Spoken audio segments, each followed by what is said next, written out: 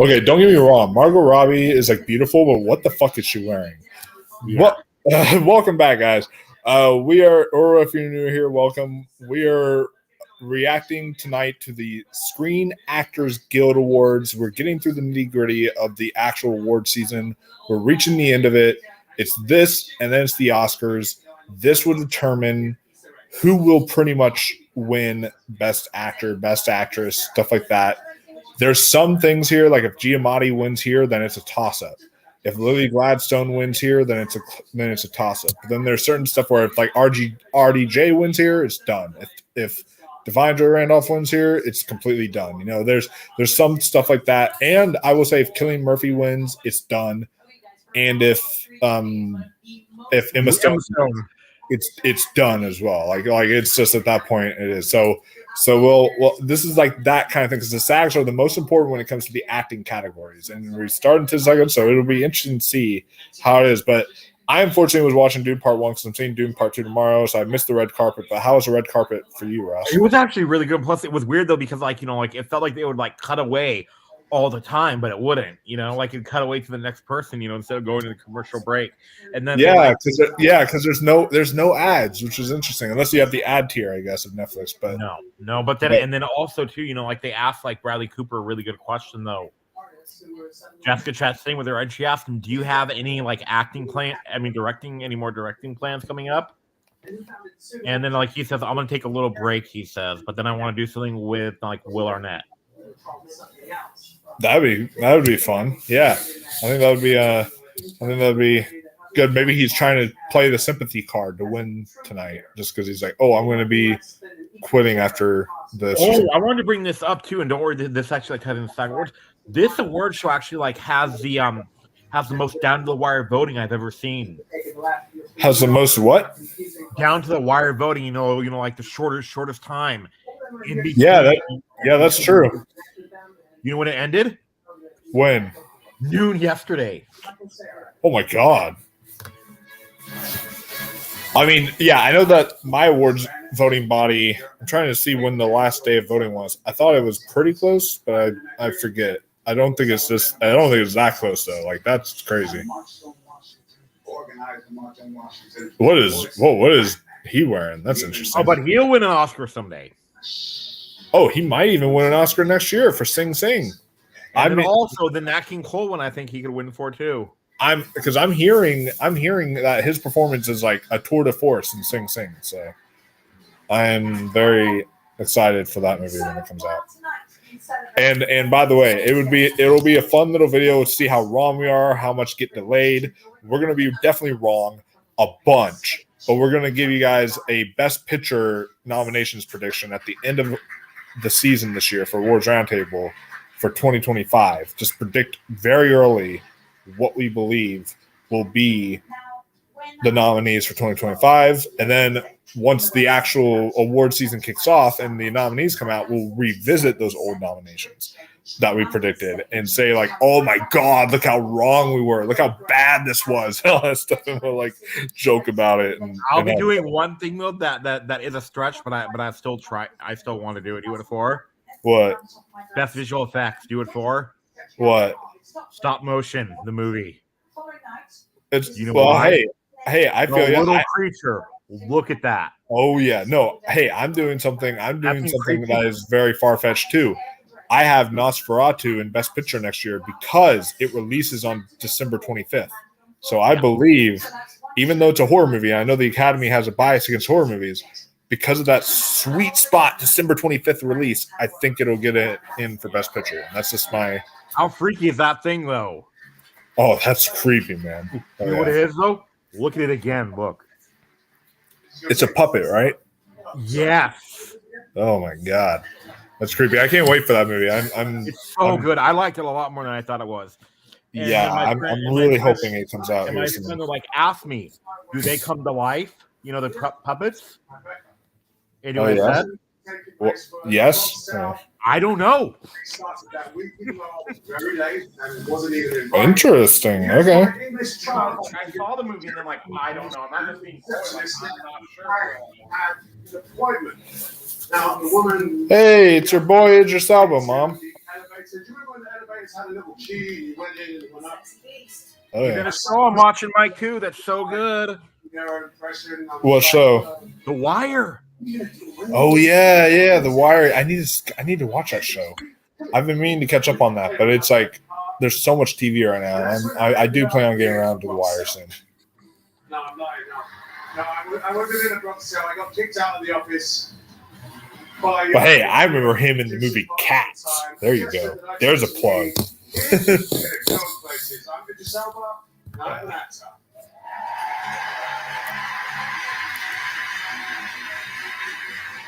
All right, so good evening. I like this.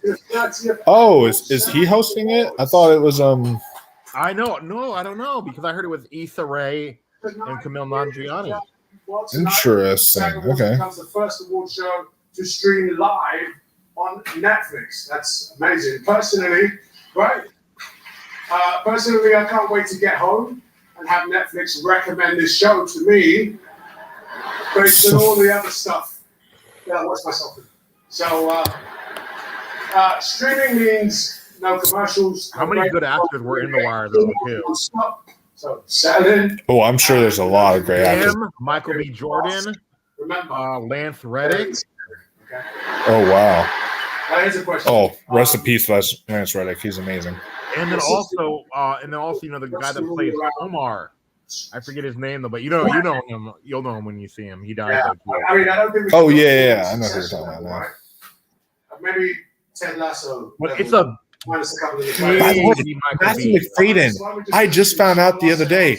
Matthew McFadden, or not the other day. I found this out like a couple months ago. But Matthew McFadden was in the Keira Knightley Pride and Prejudice. I did not realize that was him until until later. I was like, He oh was yeah. also in one of the worst movies ever made too. He was also what? He was also one of the worst movies ever made. Movie 43? No, The Three Musketeers. Oh yeah, he was in that. I heard that was awful. But Michael, about the Wire though, you know Michael B. Jordan. Guess what?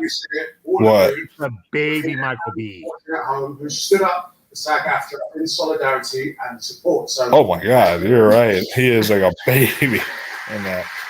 But yeah, it's so good, you know. And Very also like good. Pablo Scheer, if you know him. it's a celebration of What was that? Pablo Scheer or something like that. You know, the one that was in Orange is the New Black, and then he's also in Halo. Oh yeah, Pablo Scheer. He does not look like a Pablo, by the way. My mom said And then also Littlefinger's in it too. Interesting. Okay. Yeah, I'll definitely have to check it out. Just to name a few. And then you know the guy from It plays Pablo Scheer's best friend. You know that James Ransom. You know the one who was in The Black Phone. Oh yeah. I know who you're talking about. Oh yeah, all these people, you know, and then like they're not even the main characters. That's awesome. Yeah, I definitely have to check it out. It's on HBO. Oh, this reminds me. So I will start editing very soon the montage tribute for the Oscars 2024. I haven't started yet, but I have the song picked out and I have the clips picked out. I just need to start editing it soon. So Oh yeah, too. I want to talk to you about this later. I'm gonna have to show you something that my teacher got too. say what? I'm gonna have to show you something that my teacher, okay, because like his dad used to work up in LA, you know, like as a construction worker. And then you've heard that game called like Filmation, right? Yeah. You know the ones that would make those like really good like artwork and stuff. Yeah, I know what you're talking about. His dad picked some up, you know, from the 80s inside, you know, like when he worked there. Like he gave it to us as a housewarming thing, you know, for a new studio. Nice. So like he had stuff like Time Bandits. Yeah. John Wick did not win the SAG award, people, either. Was it Mission Impossible at least? Yes. And I'll then The live with Last of Us won. I'll live with that. And The Last of Us, yeah, that's also deserving. I'll live with that. Even though John Wick had better, like the best stunts of the year, were like no contest, I'll still live with Mission Impossible because that still had some great stunts. So, like anything to not make Barbie win stunts, I'm happy. Oh, how come Andrew isn't with us tonight? Apparently, he's doing a. I told him technically it doesn't count. It's allowed because he's not watching Barbie again. But apparently, with friends, he's doing a Barbie script read through with some friends. Oh, okay, that's allowed. reenactment read through thing, and I'm like, okay, that's allowed. So I told him that's allowed. He's doing that with some friends, and that's why he's not joining us right now. So I joked with them though. I was like, as long as you don't do that script read through 15 times, and we're good. It's like, But I did my first like double feature in a long time too. my last double feature I did was Bob Marley and Madam Web. Not a great double feature. Mine was Bob Marley and then stop motion, which I'm gonna watch Bob Marley again, people. I'm sure it's a good movie. I just couldn't understand it. I told Ashton about that too, and guess what Ashton says? Ashton's like, Ross, I'm pretty good with that stuff, with the whole like accents. And I sent her a clip of it, and she went, "Oh my god," she says, "this is hard." Yeah, I'm good with it too. Like everyone's complaining about Bane, and I was like, I was able to understand Bane 100%. The entire movie of Dark Knight Rises, but then I could not understand Bob Marley. Well, this guy, the guy will win an Oscar someday. Oh wait, what category is this? Comedy series. A comedy series. Okay. Do you know? Do you think she will or no? It is. Ooh, Brett Goldstein. He's great. Kingsley Ben-Adir will win an Oscar someday, I think. One day, but there's no way he tops Jeremy Allen White. Russians? Yeah. No, I'm talking about the guy from Bob Marley will win an Oscar one day because how good. Oh, yeah. No way he will. Nobody. Oh no, he will. He's a great actor. He's awesome. He'll win an Oscar. I love him in that. And I loved him in that one movie. I forget what it's called. Oh, even Moss Baccarat. I would love it if he won, but I know it's going to be. He's also in. He was also in Barbie too. That. Oh yeah, he was. Ben-Adir. And even Moss Baccarat will be the Thing in. I'm excited. Fantastic Four. I'm super excited in the 60s.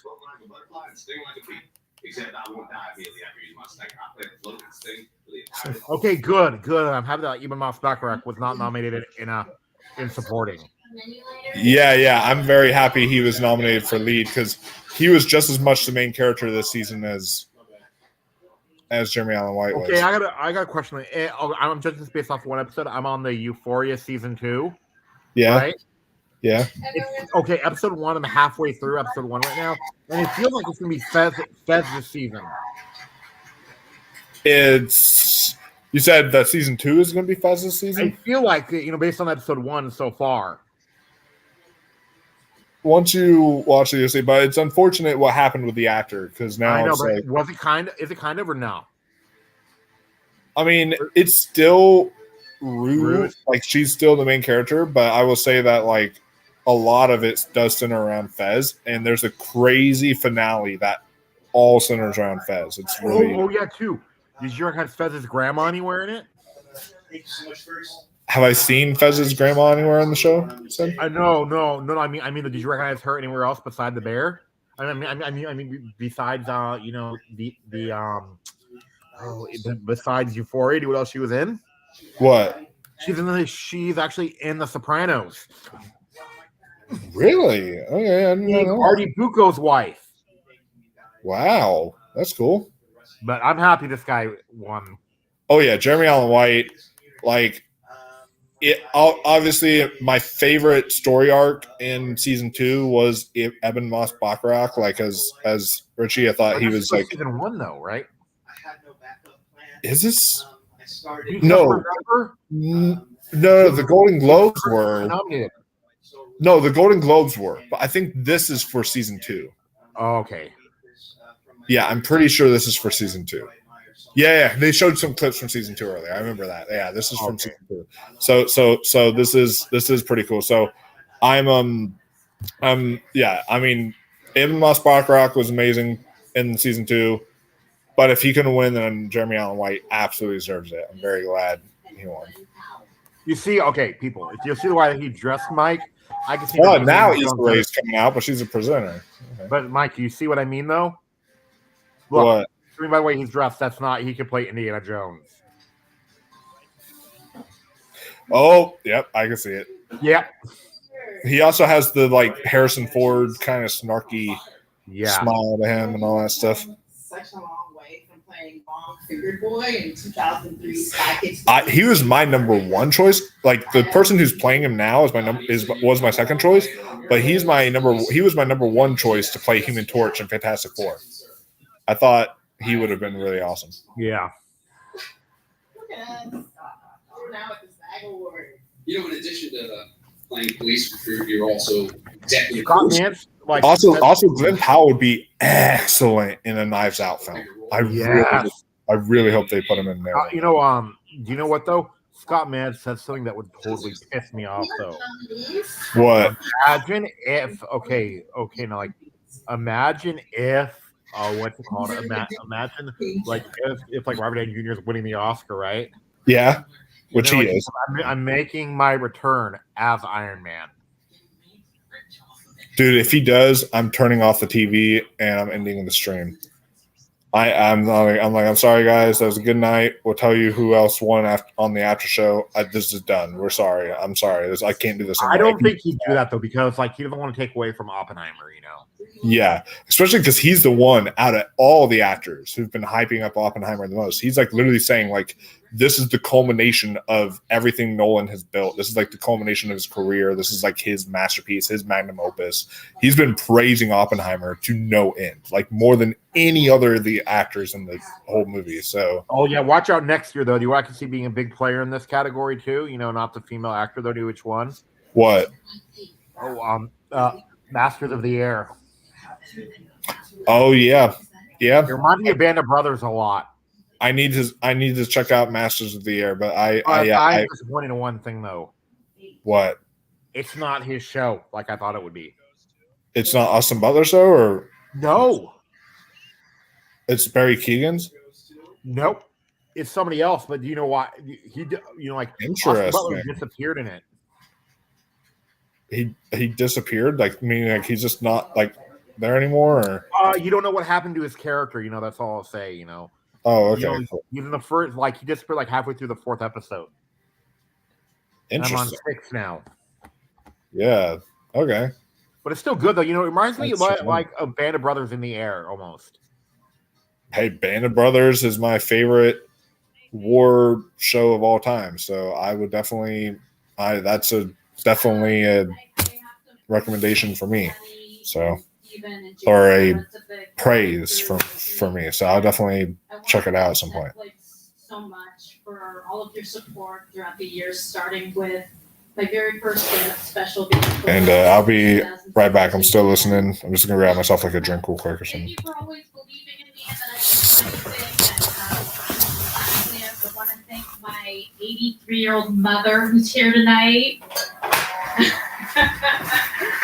Who's here in her pearls and her Tevas because she doesn't give a fuck.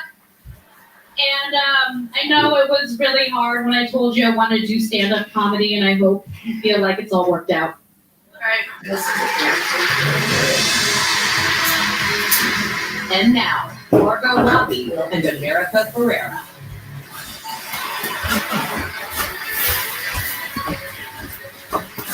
Bro, did you hear that F-bomb? Because it's Netflix, they're allowed to cuss on this award show. Oh, really? Oh, Yeah, she just said let me like, tell you though.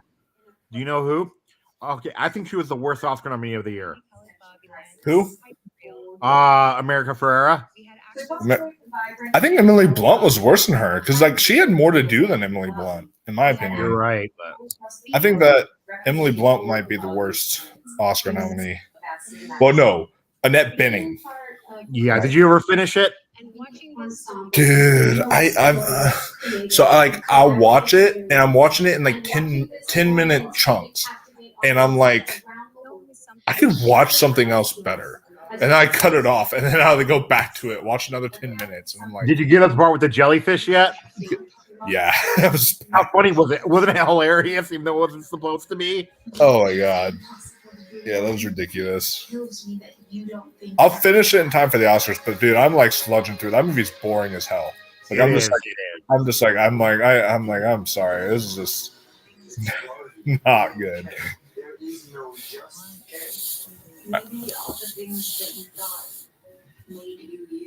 Oh, yeah, the director. Don't worry, Brian. Mission Impossible did win, but he says if Barbie wins for stunts, I'll be as ridiculous as it'll be as ridiculous as Rachel Zegler winning Best Actor in an No, action. no, it's over. That was ridiculous when Rachel Zegler won that, and Jenna Ortega winning Best Drama Actor, even though Scream 6 isn't even a drama. I'm not going to get back on the. If you want to see our People's Choice Awards rant, go see our last awards roundtable. Yeah, I'm not going to rant again. We ranted, and I've said several f-bombs, and I said I did too, words. didn't I? It was not. I was livid. I was mad. So if you guys want to see something like that, go check it out on our awards roundtable show. But we're moving on from our People's Choice Awards rant. This is more. So plus, I can't believe this is only the 30th award show they've done on this. yeah, this is like. Honestly, I feel like this award season has been longer than most other award seasons. No, I meant this is only the Screen Actors Guild 30th show. Oh yeah, this is our 30th one, which is like crazy. But I do feel like this award season though, like has gone on longer than maybe it's just we've done more episodes. I don't know, but like I feel like this has gone longer than most other award shows have. It's kind of crazy. I know what it is too. There was that long break too. Remember? Oh yeah, strike delayed it longer. That's true. I remember that. I try. I mean, I've never written anything down. And if I'm waiting to see what happens at SAG, but I watched a SAG predictions video from some channel I follow today, and they were talking about how like this award season is very boring. They'll still watch this because there's no shocks and surprises that much. But they say that, but I'm still going to watch this. But if like Killian and if Emma Stone wins and all that kind of stuff, then yeah, this is a boring award season. Like I'm hoping for something kind of new and exciting just to happen. I feel there will be. You know what Scott Mance maybe predicted? What? Barbie wins ensemble. It's really so special. I think now hear me out on this. I think because it released in theaters now and it's getting all the buzz, it's made money, actually a decent amount of money for its budget, all this kind of stuff. I think American Fiction could surprise and win ensemble tonight. I would love that. I think if anything, that could surprise in that category. I think it's between Oppenheimer and American Fiction. Barbie could win, but I think it's between because I know some people who they've been looking deeper into the ensemble in American Fiction. They're like, oh yeah, that does have a great ensemble. But then it's like with Barbie, people only really remember Ryan Gosling and Margot Robbie. So there's just oh god. Speaking of about this guy from Queer Eye, right? They literally have Queer Eye Legos. Oh my gosh, I do like Queer Eye. It's a fun show. But no, I just mean how they'll make a Lego out of anything. Oh yeah. That's true. Please welcome Melissa McCarthy and Billie Eilish. Melissa McCarthy, a great actress when she's not working with her husband. There you go. But The Boss wasn't terrible. I didn't even see The Boss. I didn't bother with that one. You would love a part in it, though. Why would you remember that? You should remember. I would love a part. Swinging a sword. Wait, what was that last part? Peter Dinklage swinging a sword. That's awesome. I would love that. I love Peter Dinklage. Because your mom was my first improv teacher. Hey, Billie Eilish is somewhat dressed like a normal human being this time. Kind of ish. I mean, she's wearing a vest with a dress shirt under it and a tie, but hey, that's at least a normal. She's not wearing a trash bag this time. She's wearing something normal. In fact, Melissa McCarthy's wearing the trash bag. What's going on purpose?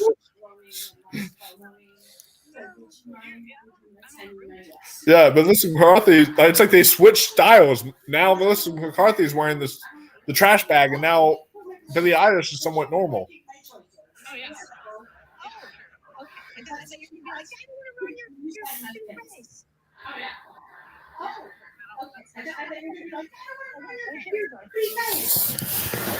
Billie Eilish also, by the way, not a bad actress. I saw her in the show Swarm, which I got to vote for Dominic Fishback at the Independent Spirit Awards. She's not a bad actress. She's actually pretty solid. So I'd be down to see her in other stuff.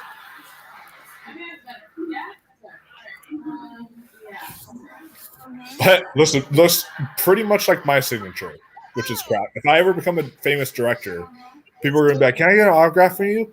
And I sign it, and it's going to be like, it's going to look like the crappiest bit of mess they're ever had on a sheet of paper in their entire fucking life. And they're going to be like, this is the signature, and I'm going to be like, yes, that's my signature. Goodbye. That's going to be all my meet and greets if I ever become a director. Rachel Brosnahan, the marvelous Mrs. Weasel. She's gonna become a big star someday. Which one? Rachel Brosnahan. Rachel Brosnahan? Oh yeah, absolutely. Especially now that she's going to be playing Lois Lane and I'm excited about that. Oh yeah, for sure. She almost said too much at the awards at the red carpet, though.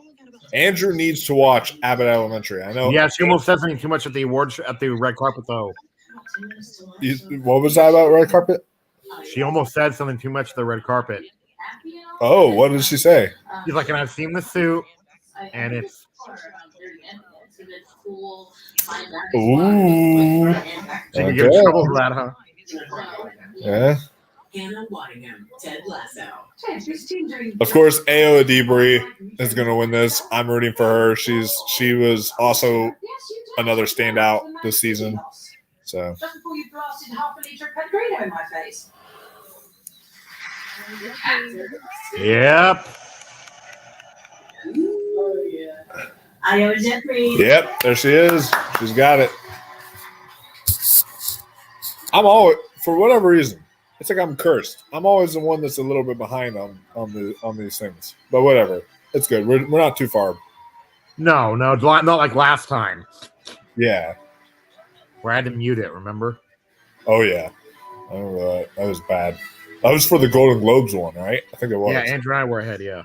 Yeah. Yeah, y'all were ahead by like a lot, and then it was just like, and I think Andrew forgot to mute his because I could hear like Barbie or something. I was like, oh, okay, or I could hear, who won. I was like, okay, I'm trying to like block it out. It was funny. Moves me and motivates me and makes me feel and laugh, and I'm just so grateful to be here. Oh, hashtag SAG Awards. I'm gonna need to add that hashtag to the stream tonight because I did not do that. She seems like she's really cool. She does. I would love to just meet her one day. There's actually someone who works at my Regal. I'm gonna try to shoot my shot and ask her out. If she is single, just shoot your shot, folks. Someone could That's be what I'm single. gonna do too. Yeah. Someone might not. Let me tell you though, But- Ashton thought I was lying about her though. But I will say this though: the girl who works at my Regal Theater looks exactly like it's almost uncanny, like Ayo Adibri.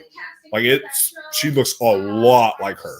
It is very crazy. I'm like, oh wow, okay. Oh wow! And guess what though, Mike? Though Ashley doesn't believe me about her. Though, like when I said like how old she is, Mike's like, Ashley's like, she looks like 15. Very cool. How old is she? She is 28. Jeez. Tracy Ellis Ross, and Jeffrey That's insane, bro. I can't. It's just like Tom Holland. How Tom Holland's like much older for his age. Do you know who looked a lot older though than she was? Do you know who looked really older than she was? Okay, do you remember the lady in Mrs. Doubtfire who played the social worker who was also in Curb Your Enthusiasm? Oh yeah, She died at 67. he's 67. Oh, she died at 67 in 2000. Oh, died at 67. Okay. In 2001, she died in 2001 at the age of 67. Ooh, that's She very. looked she looked a lot older, didn't she? Well, let me see a picture of her real quick, just to I guess clarify.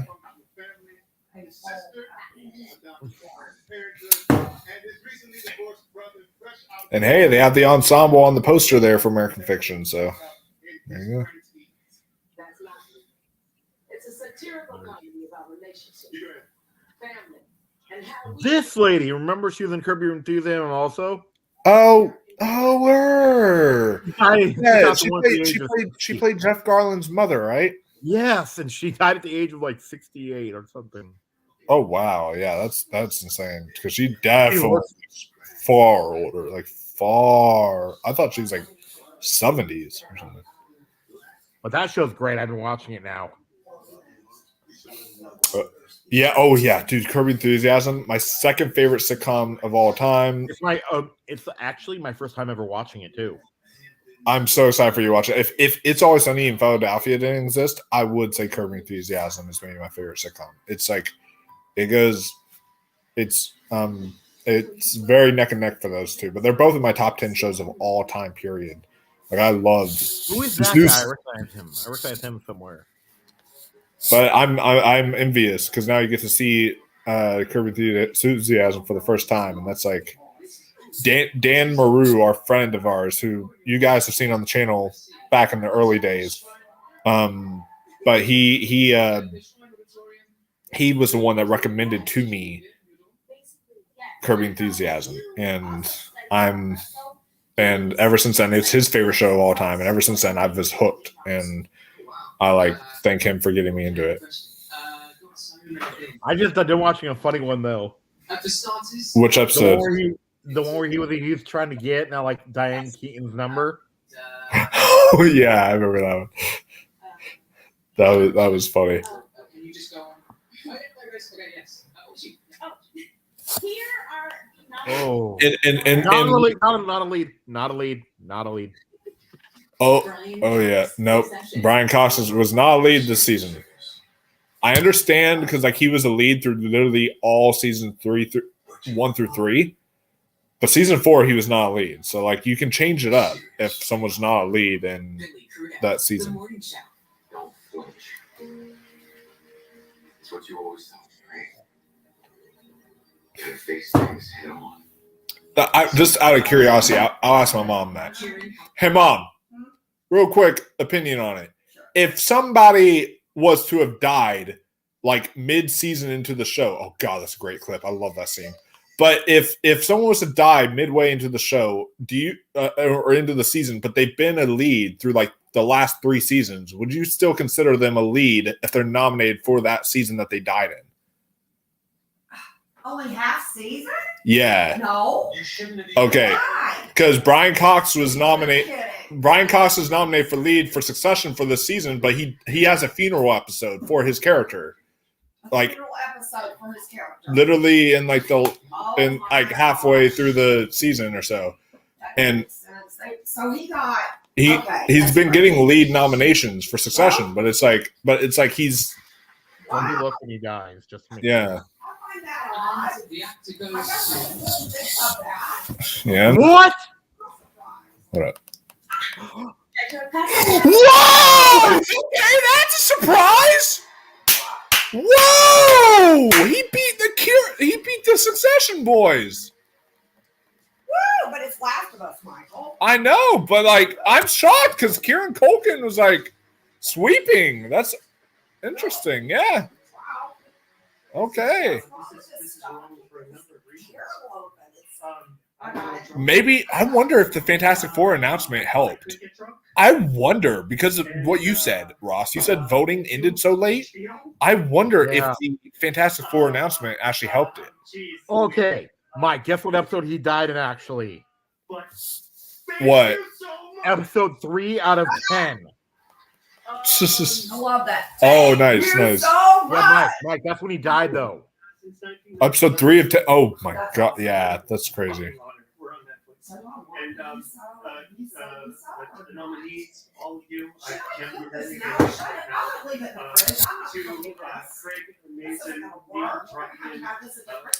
So I think part of the reason why he won, Mom, is because apparently it was just announced that he's going to be Reed Richards in the new Fantastic Four movie, and so apparently I'm wondering because apparently voting ended very late for this award show. So I wonder I wonder if that is what helped him win because they're like, oh, that's a recent announcement. We love Pedro Pascal. He won he's now going to be Reed Richards, so that's going to be interesting. Yeah, tell her how like ended at noon yesterday, my time. Oh yeah.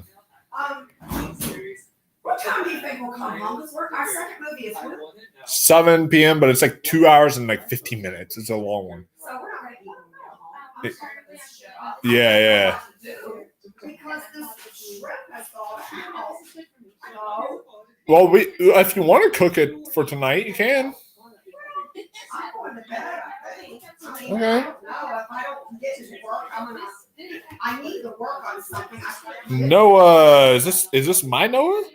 Noah, if you are my Noah, let me know. But if you're not my Noah, then welcome another Noah. But he says, who won? Pedro?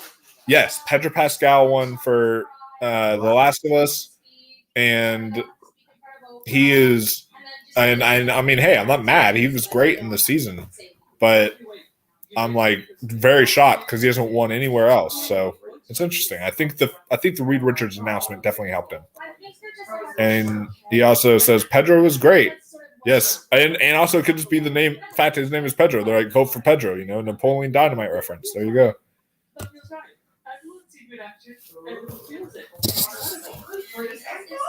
It's weird. It's like a weird thing where you really are nominated alongside like incredible people. And so it's just it is an honor to be nominated. This is like an honor to have that honor. It's really cool. This is almost like their commercial break. Put up. I'm always trying to talk to me. What was that, Ross? I'm saying like this is their commercial break. Oh yeah, for sure. What was that, Mom?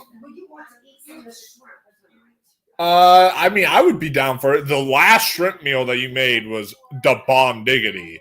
So like that would be something nice. But if you're not feeling up to it, then that's fine too.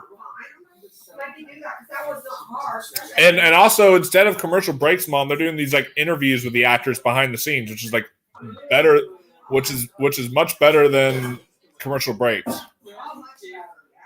Oh yeah. I know, but like not to this level. Not to this level. When I'm next to you, you're going to be like a Hulk. Use that as your. No, I'm gonna look like. Beefy. Yeah, I tried to think of somebody. I just Jeremy. Cynthia Erivo. Have you ever seen Cynthia Erivo? Body is not. She is shredded. I'm being like, I'm not gonna. I'll comment with Jeremy's body, but I won't comment on Cynthia Erivo's. It's insane. But I believe she runs. You see Widows? She runs. Yeah, she just seems like a really chill person. I would love to. Yeah. Oh my gosh, you deserve it. Thank you so much. And now, thank you. And now back to the room and see what award is next. And the actor goes to The Lord of the Rings.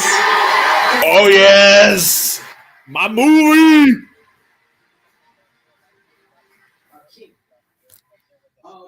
One of our kings. A couple of them aren't here. Elijah Wood's not here, and Viggo Mortensen's not here, but they're with us in spirit. That's cool that they're showing a vintage. And look, they're there. Oh, Mom, come on out!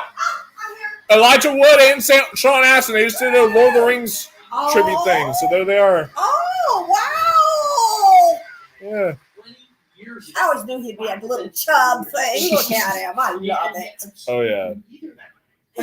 Wearing glasses? They're Coke bottle glasses, too. We won? Oh, yeah, I love him. Well, it's somewhere. If by somewhere you mean Frodo fan 7-Eleven's shelf because you bought it on eBay. Sean! No, I read that Marie Kondo book. Doesn't Frodo look like he's growing old? I don't know. He still has the same baby face though too. At the same time, it's like He's had the same baby face for about 30 years now. I know, right? Here are the nominees for female actor in a supporting role. Emily Blunt, Oppenheimer. I was all feel sorry for the consequences.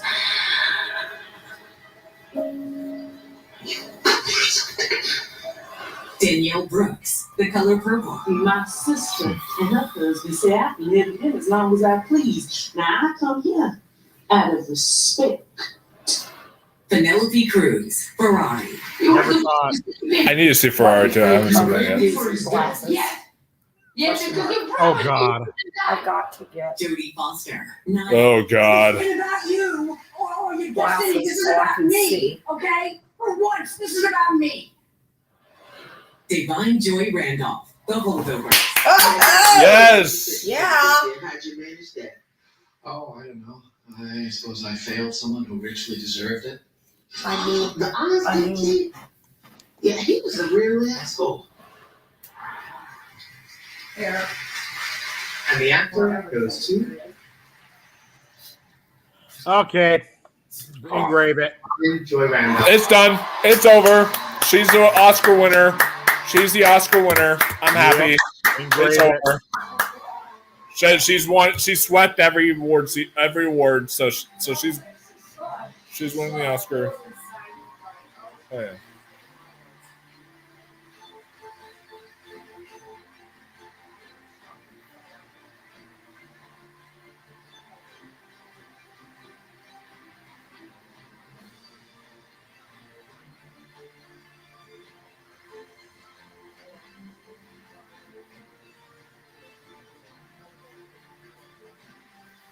Thank you guys. Thank you.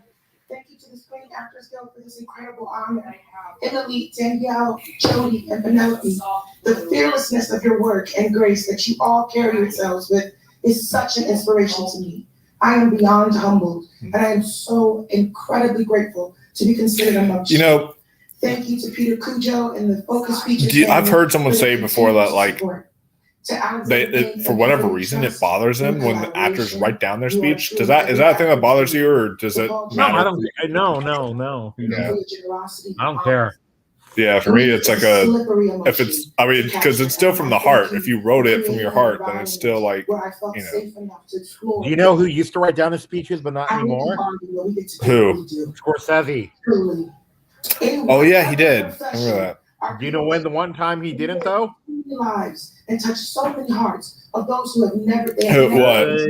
Departed. Overwhelmed with gratitude. Departed. No, because like he says, I guess that's what worked. He said.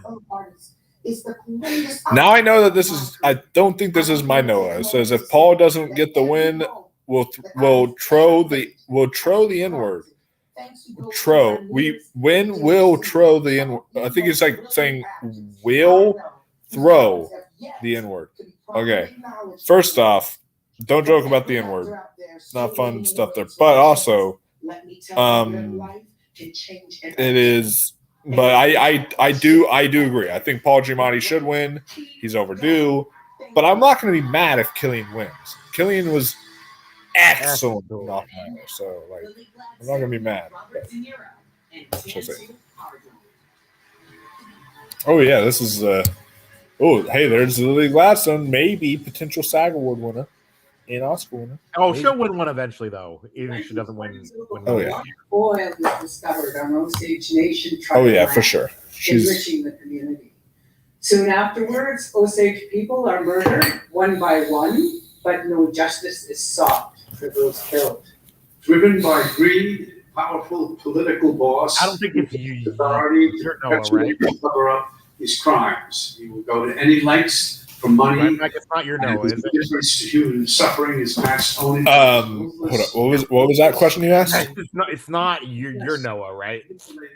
No, my Noah would not make a joke like that. I realized that because I was like, because I asked him the other day. I was like, what was that one book that you said was like boring as hell? And it was like a memoir, like in high school, and it was like a memoir about like a slave. And he's like, wait, I said a memoir about a slave was boring as hell. I was like, yeah. I was like, I was an awful person in high school. Like that was Noah saying that. Zaire would make a joke like that, wouldn't he?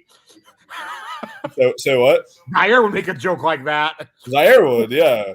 But if they had the name Zaire, I would know for sure that that's him. But I think it's another Noah. So either way, I'm happy to see a Noah here. I think that Noah's name is like Mr. 2000 because I think that's his like YouTube channel name.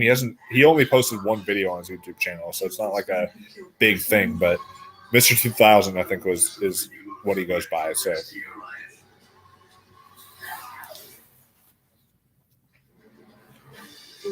welcome Brenna Lee and Troy Kotzer.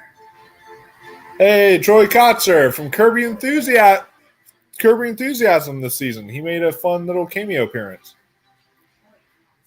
Great to meet you, guys. Yeah, remember the guy from Coda? Oh yeah. The deaf actor from Coda? Yep. He's in he's in the newest episode of Kirby Enthusiasm. Yeah. It's like an episode where Larry David's like, he's supposed to shout, like he's supposed to shout and let him know that he's about to hit the ball in golf or something like that. But he can't. He's like, well, he wouldn't have heard me because he's deaf and all that stuff. And he hits him with a golf ball or something like that. And Troy Kotzer gets all upset at him, and it's like really funny. That is funny. Thank you so much. It was great. I think people responded to both of our films. And Greta Lee was great in Past They were Lives. understated. No car chases, no superheroes, and no explosions. I love Real it. football coach, Explosions. Mike. Yeah. Right. Audience. I love that too. You're playing a real football coach. Who was the school the deaf who made it to the high school championship. Oh wow. Or And they I just make a joke about that. Do what I said? What? Do you know what the cheerleaders only cheer is? What? I can't hear you. So I like that. formula I can't hear you. in a television, movie, or a limited series.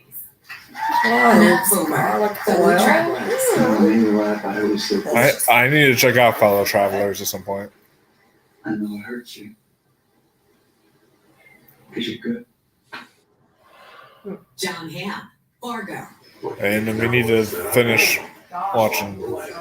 And then you gotta watch the act, Mike. What was that, Ross? You gotta watch the act also. I do. Yeah, I do have to watch the act. That's crazy though. I've heard some incredible things about it. How And I think it was an Emmy. I think it was an Emmy nominee too. 7-year-old. So what? She actually convinced the doctors that her daughter had the mind of a 7-year-old, but she didn't.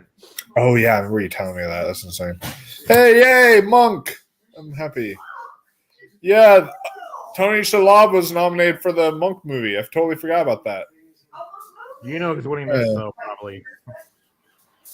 Yeah, it's on it's on Peacock, but we need to check it out at some point.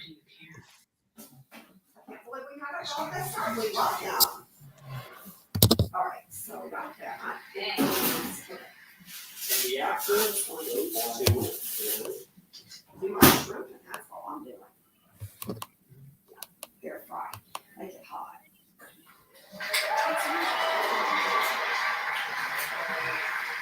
Of course. Steven Yeun. Yeah. That show is sweeping too for all sorts of I haven't categories. seen it though. It's really good, but yeah. But I mean, Tony Shalhoub's won many times from Monk before, so it's like, and for Marvelous Mrs. Maisel, so.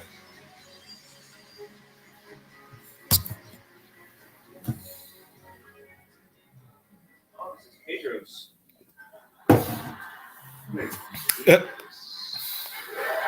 Hey, Mike, I wanted to tell you this too. Yeah. Okay, like if Ash, you know about the movie Stop Motion, like if Ash and I both say it's terrifying, Mhm. then what do you think? If Ash and I both say it is, like, Oh, yeah. you saw the little girl, right? She's like laying down in her bed, and what you see, that thing. Don't spoil it, but It's not. It's in the trailer. Oh, So, okay. Like, you, like walk in the room and like peek his head around. No, but it's the size of a stop motion doll. Oh man. Andrew would hate that, right? Oh yeah. Well, I mean, to me, it'll be either between that or Long Legs is the scariest horror movie of the year because Long Legs looks creepy too. Like I'm really excited. You know, produced it though. You know, stop motion though. New company produced it. Isn't it like IFC Midnight? Yeah, IFC. Yeah. Yeah, IFC. Yeah, they do some really good like horror movies every once in a while. There's like little sleeper hits that come out. Yeah, this one though, you know, I'll look up the budget because it's small. Oh yeah.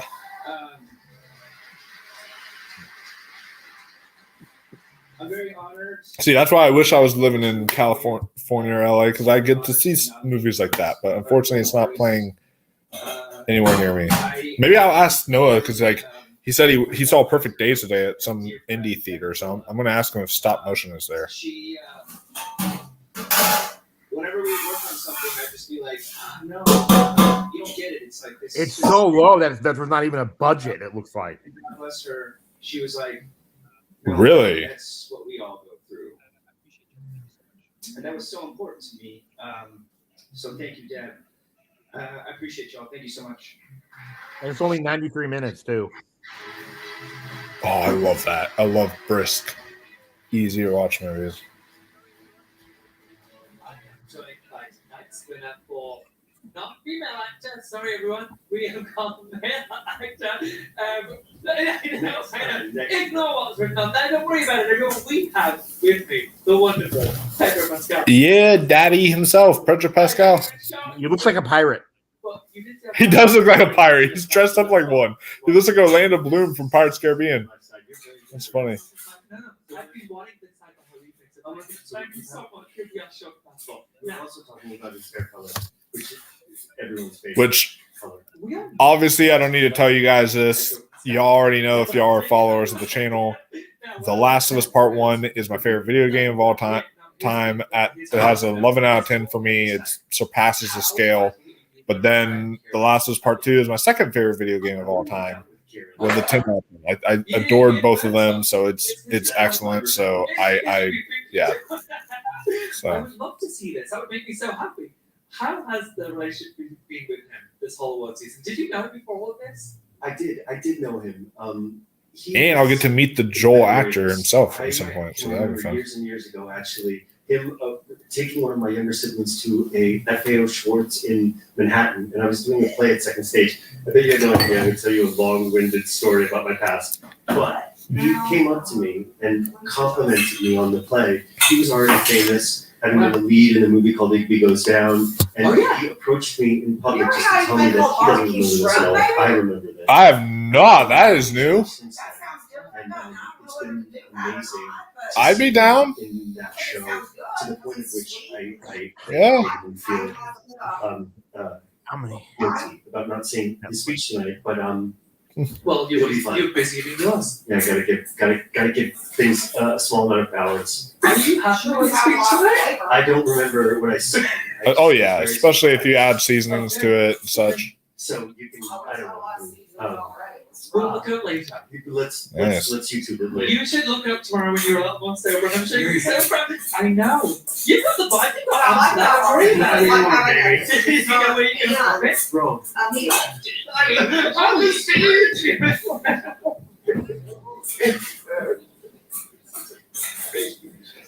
He's returning. He's giving him the envelope because he had Pedro's. That's funny. Isn't that nice of you, Piers? Be so excited for there's you. nothing better, honestly. Everybody said anything better. Well, thank you so much for joining us. We appreciate it. Congratulations again. I'm For so giving me my happy. sign. You're very welcome. Very welcome. Now we've got so many more stars, more awards, and more surprises coming. So let's see what's happening on stage right now.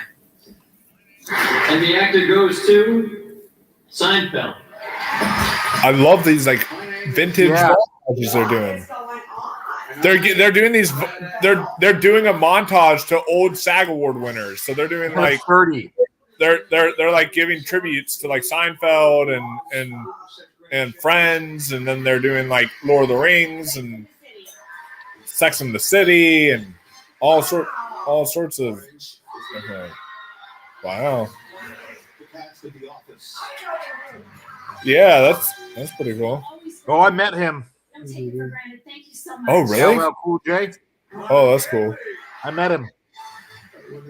Where did you meet him? He was at my first job I ever worked at. Oh, that's awesome. He's a cool guy. Modern Family. Cool. Yeah, I was gonna ask if he's a nice guy. Yeah. Modern Family, like all these different shows. It's Love that show. Which I don't know if Andrew's ever seen Modern Family. He would love that. Oh yeah, he would. The cast of Modern Family. Because he's basically Cam in a way. Yeah, they've definitely won a lot for this category. So. Oh my God, he looks like a pedophile now, huh? My Which God. one? Ty Burrell? Oh my gosh, you're right. No, one who does look like one is Danny Elfman. Like, I saw photos of Danny Elfman recently. I'm like, he looks creepy as hell.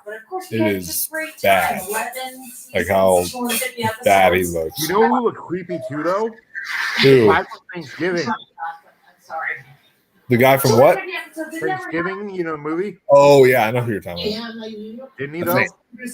I think. Which person from Thanksgiving? The one with the mustache, you know, the owner. Oh yeah. I mean, I just sometimes get a little nostalgic for the golden days. You know, but I like out their big hit show. It can be nice too, right? Yeah, it's great. It's awesome. Love it. Oh, geez, who we kidding? I didn't want to get emotional up here, but you know what I miss about it most of all? Going to work every day. The money. And guys, watch our review of the movie we did with Ed O'Neill on this channel, too. What about your big Broadway? Watch which review? You know, our watch along of Dutch we did, guys, with Ed O'Neill. Oh yeah. Oh yeah. That's a great movie. It actually was, huh? Yeah, it was really fun.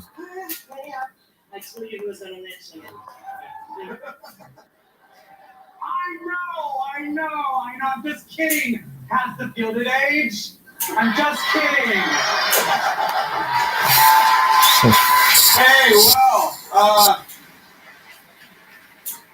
And also, that actor was great in the Santa Clauses season 2 this year. Season 2 was better than season 1, I thought. I thought it was too. It was really fun. Anyway, nominees for the best ensemble in comedy are As an elementary. we're going to get sick. Yes, we are. Yes. All right, I'm with you. Yes, so are we. I'm not loved by all of the parents, except for the one that calls me Stuart Little. But even that, I'm not sure is the compliment I want it to be. Barry. Listen to me. Oh, Barry is a great ensemble, of course. It's excellent. There's only one thing you can do. What? Teach. The bear. But the Bear is the best. The Bear is the best ensemble of all. So. Yeah. Oh yeah, from season 2. Oh yeah. Everyone want that to win. Only murders in the building. Hey, there's only murders in the building. Damn, this is a good category. This is hard. Like always, are good choices. French Canadian. Because it's up in the Maritimes there. Ted Lasso. Oh, Ted Lasso. And it's over too officially now. Yeah, which makes sense because it felt like a series finale. Yeah, like it made perfect sense. And the actor goes to Yes, Chef. Bear. Yeah, awesome. The best show on TV currently right now, as far as currently airing TV, is the best show on TV, and I'm so happy that it is. Did you watch the acceptance speech at the Emmys yet, Mike? Have I seen the Emmys yet? No. I meant like their acceptance speech at the Emmys. Oh yeah. Have you seen it yet or no? Not no. I saw AOD Breeze and I saw like a few others. Oh my god, you gotta watch it. Wait. No, I think I did watch it actually. Yeah. Did you see them? Did you see the two cast members kiss? Oh yeah. I know what you're talking about. Yeah, I did see that one. Yeah. Okay. Yeah. That was great. We want to thank FX. We want to thank John Lanka, and everyone there. Did I empty it? No, because by the time we were watching our movie, it was not done yet. So. The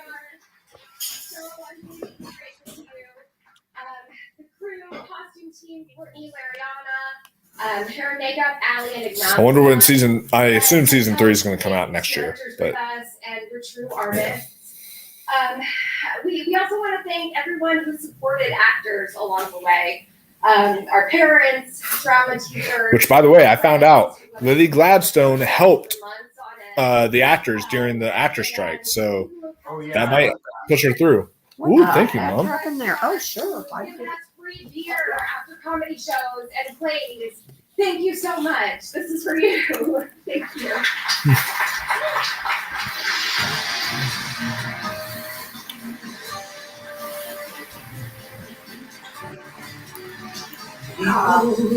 People who need people will never ever. Oh, this is so good. I love it. Yeah.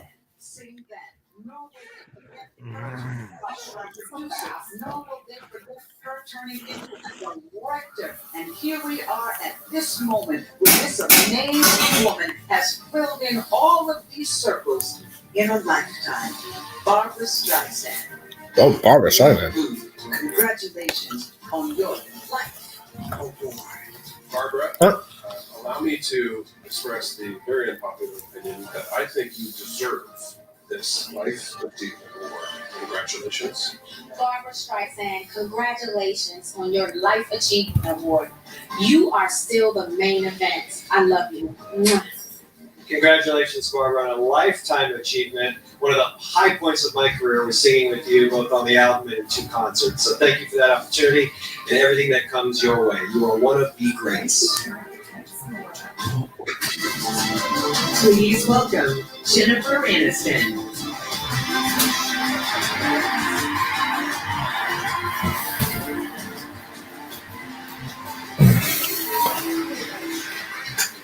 Barbara, that's all you have to say, and you know. You know, right? That face, that voice. Oh, yeah, Barbra that Streisand. talent. I own a Christmas album of hers. Once in a lifetime talent, and how lucky that it is in our lifetime.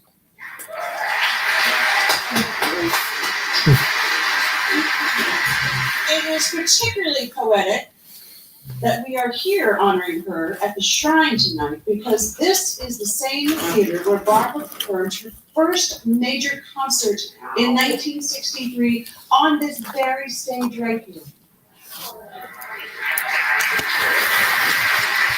Barbara's music was always playing in my house growing up, and I remember so vividly the first time I heard that voice. I mean, that voice. This feeling just washed over my entire body. My eyes just welled up with tears. And from that moment on, I was madly in love with Barbara. And it was Barbara, clear that Manatee, Manatee. Oh, sorry. One and the Barbara. voice, that voice. When she made her debut in Funny Girl, I mean, wait a second. So she can act too, and she's brilliant? What could be? And she's good. Who could watch her in the role of Fanny Bryce and not be memorized by that performance? Oscar voters agreed. And I'm sure all of us in this room and far beyond have been inspired by Barbara's magic. Her sparkle when you see her up on that screen in films like Hello, Dolly, The Way We Were, What's Up, Doc, A Star Is Born, and the list goes on and on and on. And when Barbara wanted to direct as well as star in Yentl, the welcome mat was nowhere to be found, because at that time, women did not do that. But try telling that to Barbara. She persisted, and she became the first woman to write, produce, direct, and star in a major studio film, and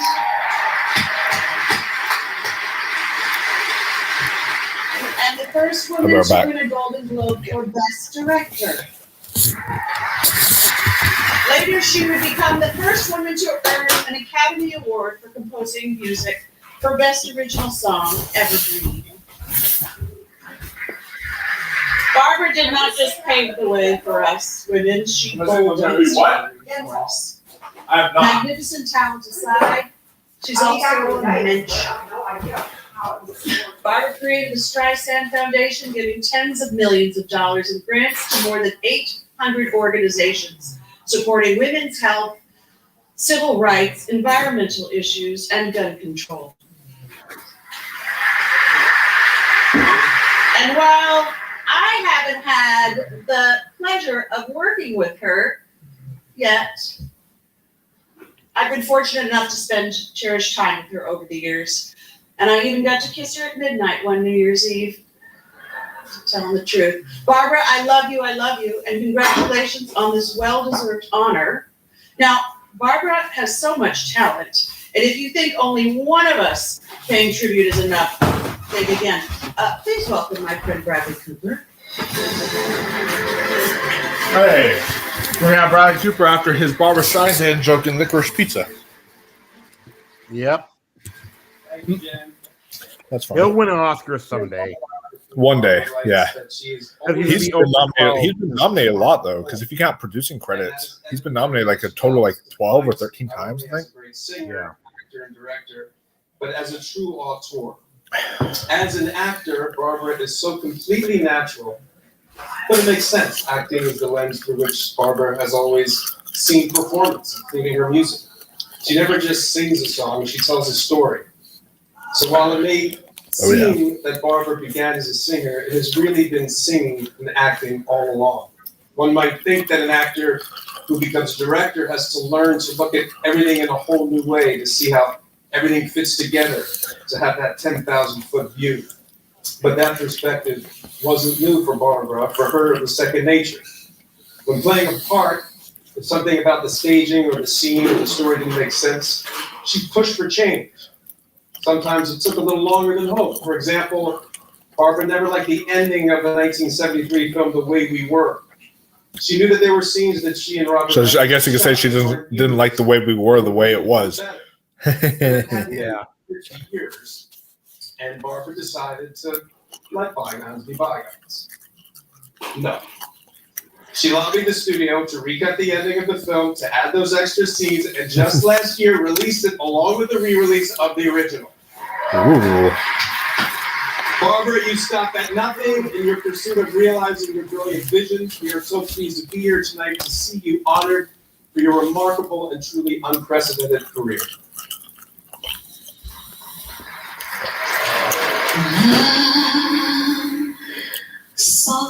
Barbara Streisand. No, it's sand, like ocean, like beach. Barbara Streisand. I love that man.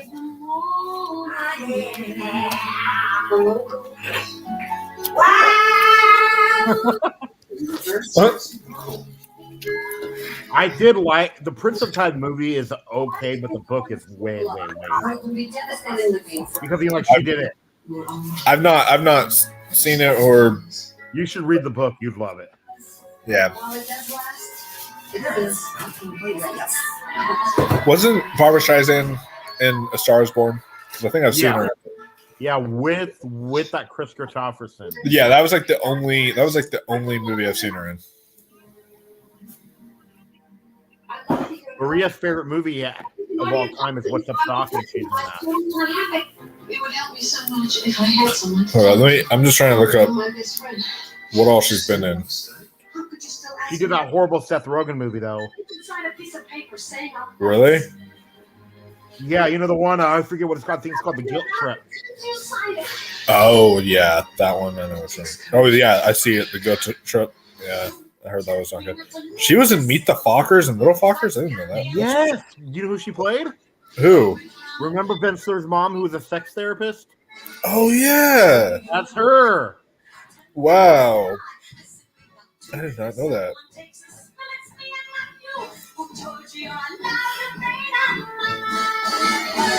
All this stuff about food, I'm getting hungry, girl.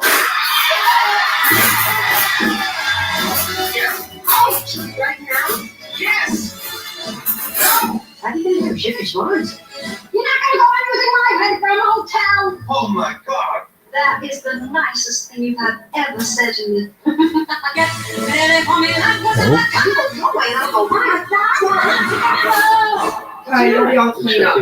That's fine, I'll do that. Oh, Yentl. I've heard that one.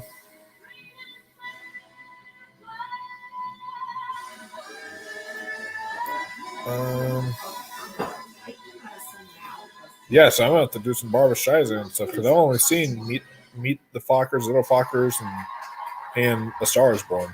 But Let me tell you too. You know, like they made fun of her in Mrs. Doubtfire Really? when he tries on that bob weave, and they gave him a fake nose. Oh, yeah, I remember that now. Which, if you guys want to check it out, we did a Mrs. Doubtfire watch party on the channel for its anniversary, so you guys can check that out on the channel as a little shameless plug there. But we missed a big one though. We missed 2 big ones though for the 30th though. Which ones? We missed Philadelphia. Oh yeah. And Schindler's List. Hold on, I'm trying to hear him. What was that, Russ? We missed, we missed Philadelphia. Yeah. And Schindler's List. We missed that one? Yes. Shoot. Okay, yeah, that's hard. I love you one. But hey, maybe in a few more years you can do a 35th anniversary or something. Yeah, and then and the Zone of Interest too. We got to do when it comes out. Oh yeah, that's true. And of course, whichever one wins Best Picture, we'll do a watch party for. So yeah, Zone of Interest. Though I've been thinking about it more and more. I like it more and more every time that I think about it. It's my personal favorite of the Best Picture nominees. I think it's either my second, third, or fourth. Yeah, which we'll give you guys our ranking during Oscars week. Like we do every year, we do the Oscars week leading up to the Oscars, and we'll give you guys our best picture ranking that week when we. I think Mike and I's number 10 and number 9 are really close too. Oh yeah, and mine's either, I think Mike's number 10 is my number 9, and my number 9 is his number 10. Yeah, because it kind of flipped. Have you watched it recently, Mike, though, Maestro again or no? No, but I watched Barbie a second time. That's why I'm feel more willing to put that above Maestro, just because I've seen the Maestro. Yeah, no. Maestro's my number 10 still, though. Oh, it's still your number 10? Oh, then our 10 and... Yeah, because I remember last time I talked to you, you said that Barbie was your number 10. Oh, yeah, no, Barbie was my number 10. Yeah, I remember that. But now it's 9, huh, after thinking about it. I don't know. Yeah, I got to think. I really got to process that, because they're both very, even playing field for me. They're both, very mixed. And so, in evenly the same amount of mix. So, I got to think about which one I'd put above the other. I mean, other than those 2 movies, though, it is one of the best years for a best picture lineup. If you eliminate Maestro and you eliminate Barbie, that's one hell of a best picture lineup. It's amazing. So I'm happy with this year's nominees. I just, there's a few others All of Us Strangers or, some other movies I would nominate over Barbie and Maestro personally. Yeah.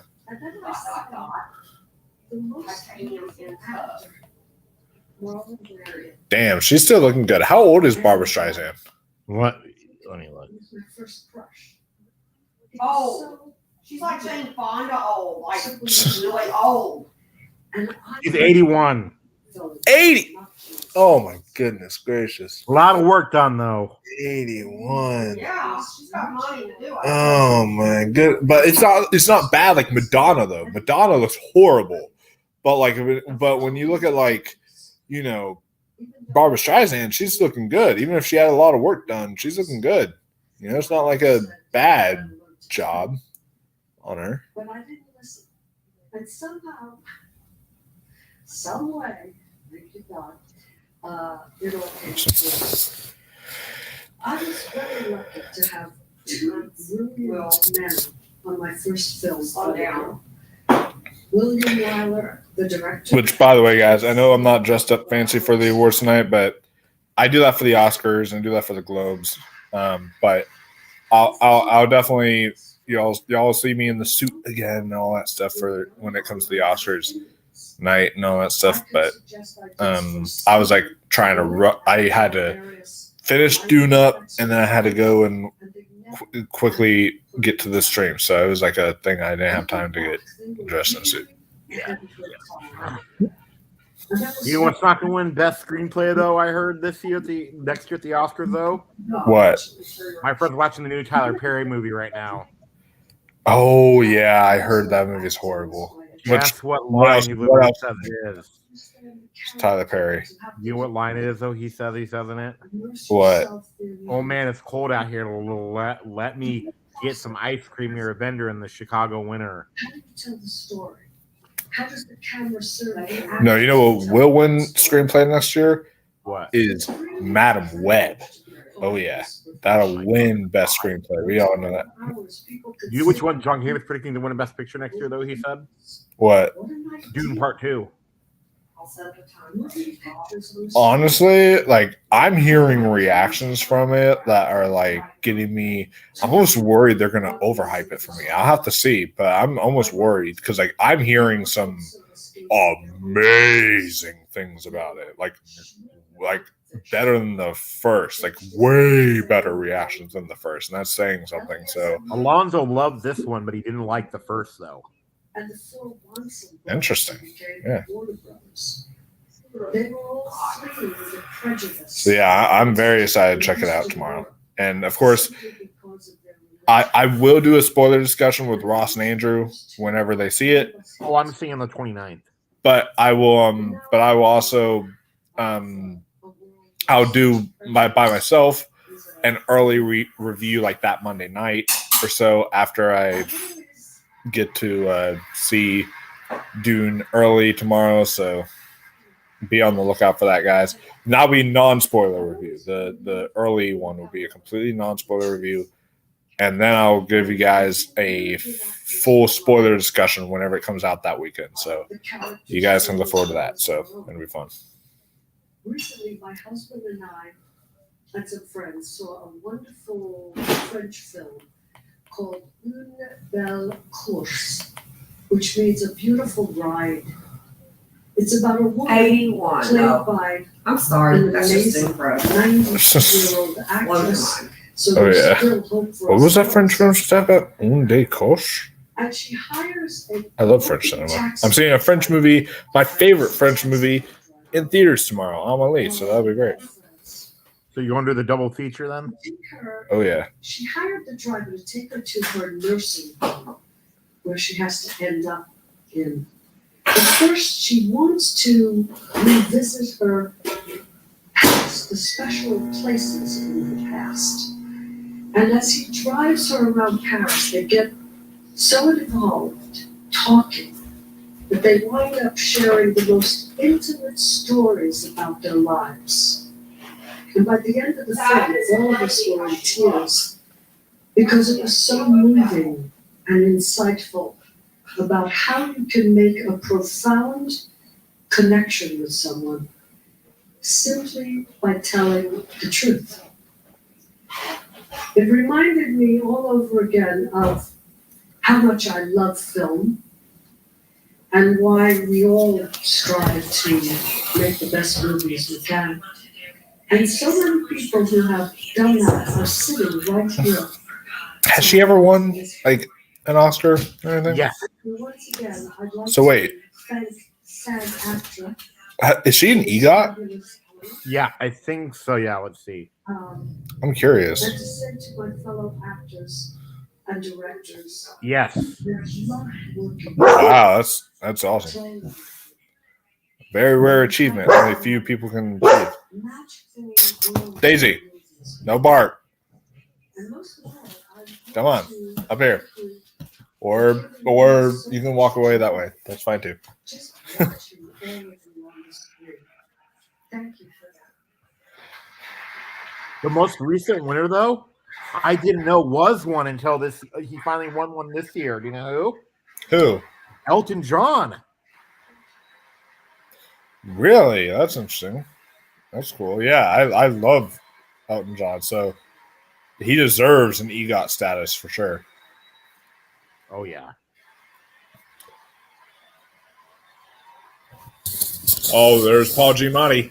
He had a great episode of the Criterion Closet for any of you Criterion fans on the Criterion Collection channel. He had a great episode of that. So if you guys want to go over there, check that out on YouTube, you can. It was great. Ted Sarandos loved my Bobby De Niro impression so much. Oh, the Robert Downey Jr. Award's up next. Yep, pretty much. No one else is gonna. If someone else does beat him, though, I will literally. I will personally drive over to San Diego and pay you $100 if someone else beats. I don't want to. No. It won't, though. It won't, huh? That's how confident I am that RDJ is going to win this. She has the coolest dad in the world. But she doesn't buy that. So, by the way, that night, actually, it was a really amazing night because I won this category, but I also won in another category for a show called Luther. No, Oh yeah, Luther. That's a. I need to finish that show. That was really good. Because I don't want anyone to feel bad about not winning 2 awards. Right? It's very rare. It really is. Yeah, no, like just me and Juno Temple. Yeah, just me. So. Oh yeah. Don't feel bad about winning just 1 award. 1 award is great. Anyway. She's great. I haven't caught up on Fargo yet to see her in the new season, but he was great though. Sterling K. Brown, American. loves Sterling K. Brown. You give her opioids to sleep? Yeah. You ever seen a heroin addict? Those guys take naps standing up. It's dangerous. Look, I'm keeping an eye on my doctor. So am I. Right. Maybe we need to revive a sentence. Better. Oh, 4 things. Good God, man! Acting like an imbecile. She's gone. I am a man of science. I just need to engage in and continue the project. That is all. Robert De Niro, Killers of the Flower Moon. Oof. That was the best De Niro's been in years. He was so good in that movie. I don't get how people couldn't recognize him though in Oppenheimer. Yeah, like I don't get that either. Like he looks like Robert Downey Jr. just with gray hair. Ryan Gosling, Barbie. He was never. One scene he was in color, I think, right? Yeah, yeah. There was one scene he was in color, but Ryan Gosling was great in Barbie. Like I'm not gonna lie, like he was the best part. He was excellent. Like I'm. All right, and the actor. Oh, it's over. It's over. Robert Downey Jr. Yep. Finally winning his first Oscar this year. That's awesome. Thank goodness. This is what's his face? You should have won for Chaplin. Yeah. Because he was nominated for Chaplin and Tropic Thunder and lost both of those. So now he's finally going to win his Oscar for Oppenheimer. So But there was no way though he would have. Chaplin should won for, but there's no way that he would have won for Tropic Thunder. Oh no, not compared to Heath Ledger. Who that whole he only won because he died thing was completely debunked, by the way, by the Anthony Hopkins the father win, because that proves they don't just give you the award if you're dead. You know, it's one of those things of they give it to the best actor that year, and it was Heath Ledger that year. So that's why it was Anthony Hopkins that year that he won. So that's why they did that. So.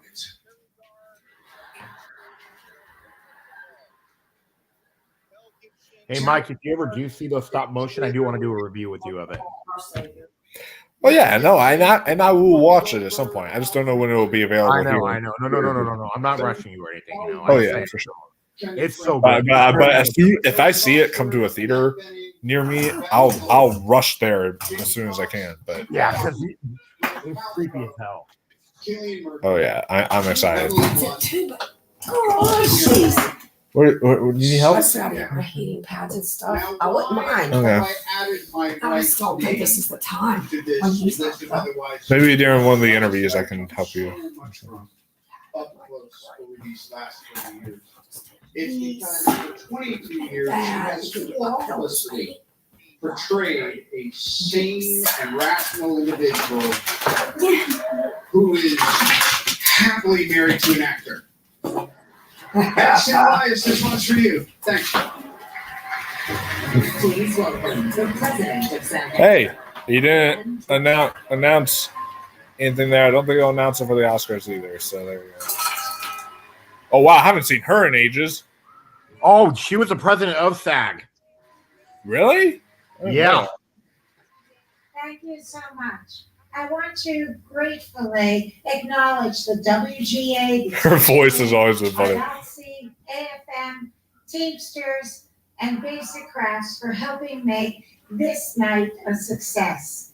Did you ever see that show that she was a part of? What, the nanny? The Nanny? Yeah. Every episode. Oh yeah, it was good. It was fun. Funny. There was a running joke about like how the dad kept on having to say, "I'm not Pierce Brosnan." But he did kind of look like him, didn't he? He did. It was funny. Thanks to Netflix for inviting the SAG Awards to their platform, so this event can be viewed all over the world, including my parents' condo in South Florida. Mom, trip down memory lane. Look who it is. Congratulations to all the members, both here today and Wow. You've seen the Nanny. Wow. Remember the show? Fran Drescher? Yeah. Yeah. Fran Drescher, Yeah, because she's the president of SAG too. Apparently she's the president of SAG, apparently. So there you go. Oh, pregnant. I was trying to say president, but I said president. She never was pregnant though. with courage and conviction. The journey was arduous. It came with great I sacrifice. love it. Yeah, she's and Oh, yeah. nasal, kind of like this. No, it was- wrong. it was always Yeah, wrong. like that. It was funny.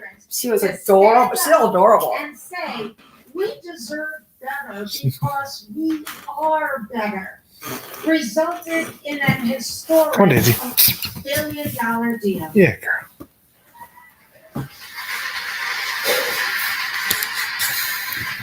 Did they do in memoriams of SAG? I don't remember. United workers around the I world, forget. triggering Yeah, I do too. forever, will be remembered as the hot labor summer. It'd be kind of disappointing if they The don't. But hero's journey Huh. and stood at the front lines. Strike captains led the march on the picket lines, and we all showed up to the rallies because you understood what our massive contribution means to this marvelous industry.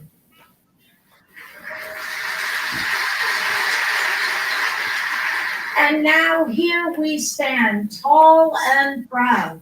This was a seminal moment in our union's history that has set the trajectory for many generations to come. Not afraid, but brave. Not weak, but empowered. Not peons, but partners. During the fight for a better TV theatrical contract, global ideas Okay. yeah, now this is going to be a bit too long. will entrap us. Like, I get went too you're long, the too. president of SAG, but come on, let's wrap it up. If an inventor lacks empathy and spirituality, perhaps that's not the invention we need. Dystopia stories can also become self-fulfilling prophecy. We should tell stories that spark the human spirit, connect us to the natural world, and awaken our capacity to love unconditionally. What does female leadership look like to women and girls? We don't have to emulate male energy, but rather lead with intellect, compassion, wisdom, and still rock a red lip.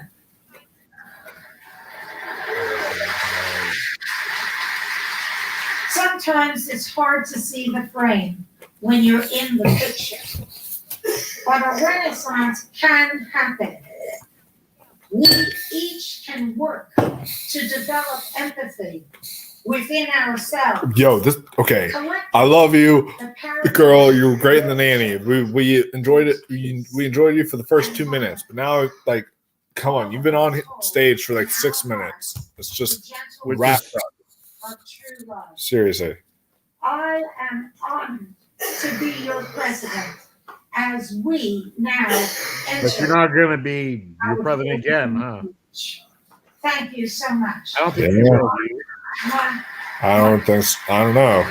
Because the way she boxed, before, but she got the job done.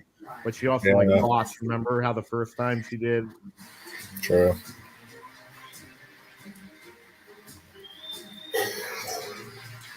Not this really dry now. Couple little stage fright factors. Oh yeah, it's Alexander Skarsgård. Hey, yeah, and I will be seeing his brother on the big screen tomorrow. Stellan Skarsgård in Dune Part 2, so that'll be fun. And, No, that's not his brother though. It's not? That's his dad. Oh, his dad. Oh, that makes a lot more sense now because he looks very old. I thought it was like they were all three brothers. Never mind. That makes a lot more sense now.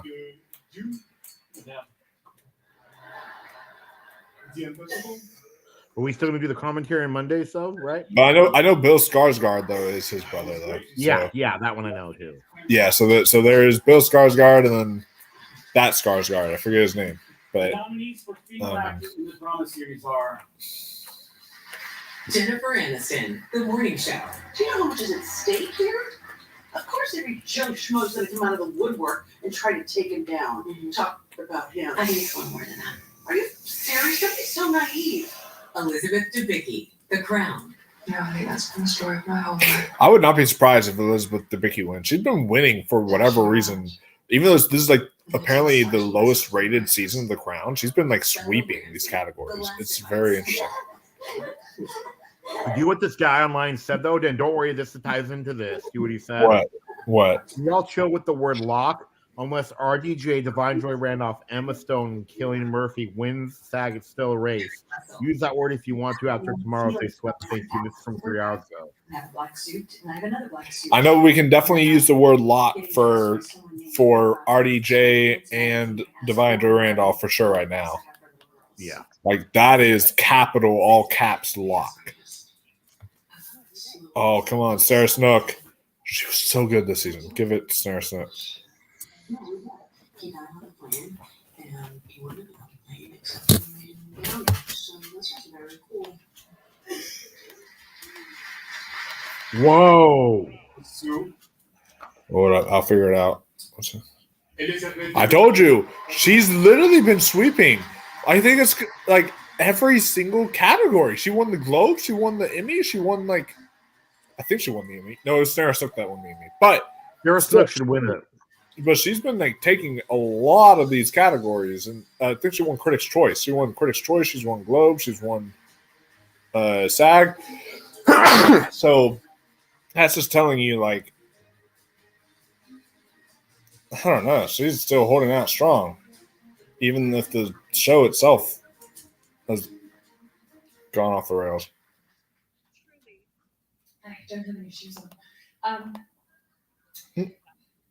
Truly, I was not expecting this. People say that, and I really am not. So, Ooh, she's wearing a pretty I don't blue really know what dress. to say, so I'm That's just gonna wing it.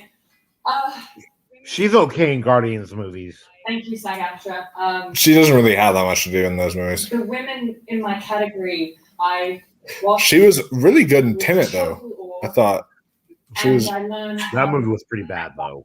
Yeah, it wasn't a good movie, but she was great in it. I thought, the performance is really good. I thought she was I really good. really, really love my job. About a week ago, I had the flu, and this is what happens when I improv. I was lying in bed, and I had a memory of, I was thinking about childhood, and I was thinking about a happy memory. And I remembered the first time that I was ever cast in a play, and it was in I was year 5, I must have been 10. I think someone's parent wrote it. I think it was about kids getting along. I don't think it was an actual play. Somebody gave me that part on the last day of school, and it was a 15-minute walk home, and I think I levitated home. I was so happy. And I feel like that every time someone gives me a job.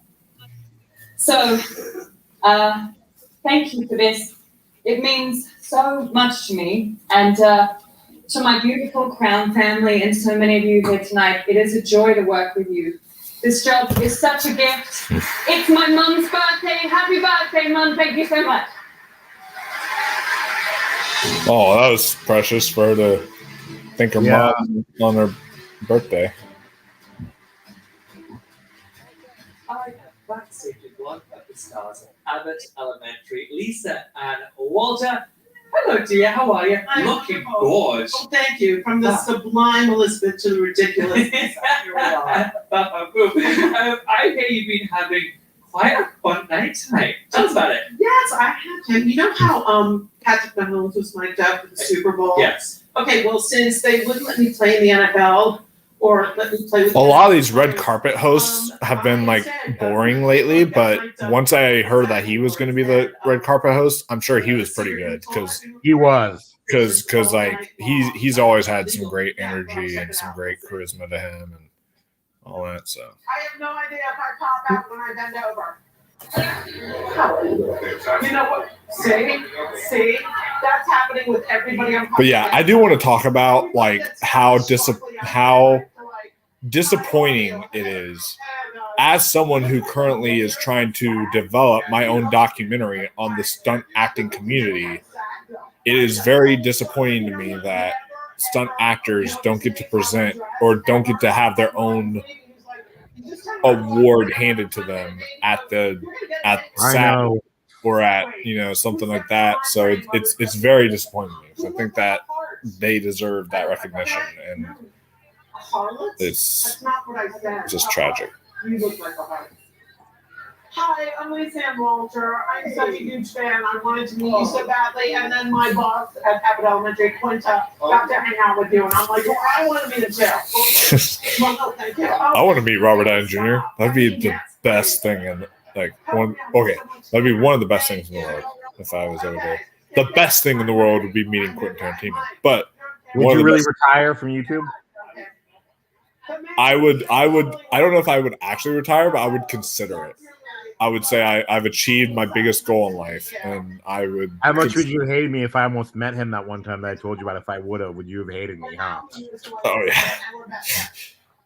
Well, I mean, hey, I might get a chance to, because when his movie, The Movie Critic, comes out, for you and I'll get to visit you and all that stuff, because I will be flying down to LA just to see that movie on the red carpet. I don't care if it's in LA. I don't care if it's in San Diego. I don't care where it is. Yeah. I'll be flying down to LA to see that movie. Because did you hear what the pitch meeting was for it, though, basically? What? They said imagine if Travis Bickle was a movie critic. Oh, dude, that would be amazing. Who do you think's going to star in it then? Isn't it going to be your boy Paul Walter Hauser? Oh, look. Maybe, I think they said Paul Walter Hauser will be the movie critic in it, but I know he did say that he's going to have Brad Pitt. That's confirmed. Brad Pitt will be in there with him again. And then also he's trying to get, because he wants to get a reunion with Brad Pitt. It's been like 30 years since they've been in a movie together. But apparently he's trying to get Tom Cruise to be in his movie for the movie critic.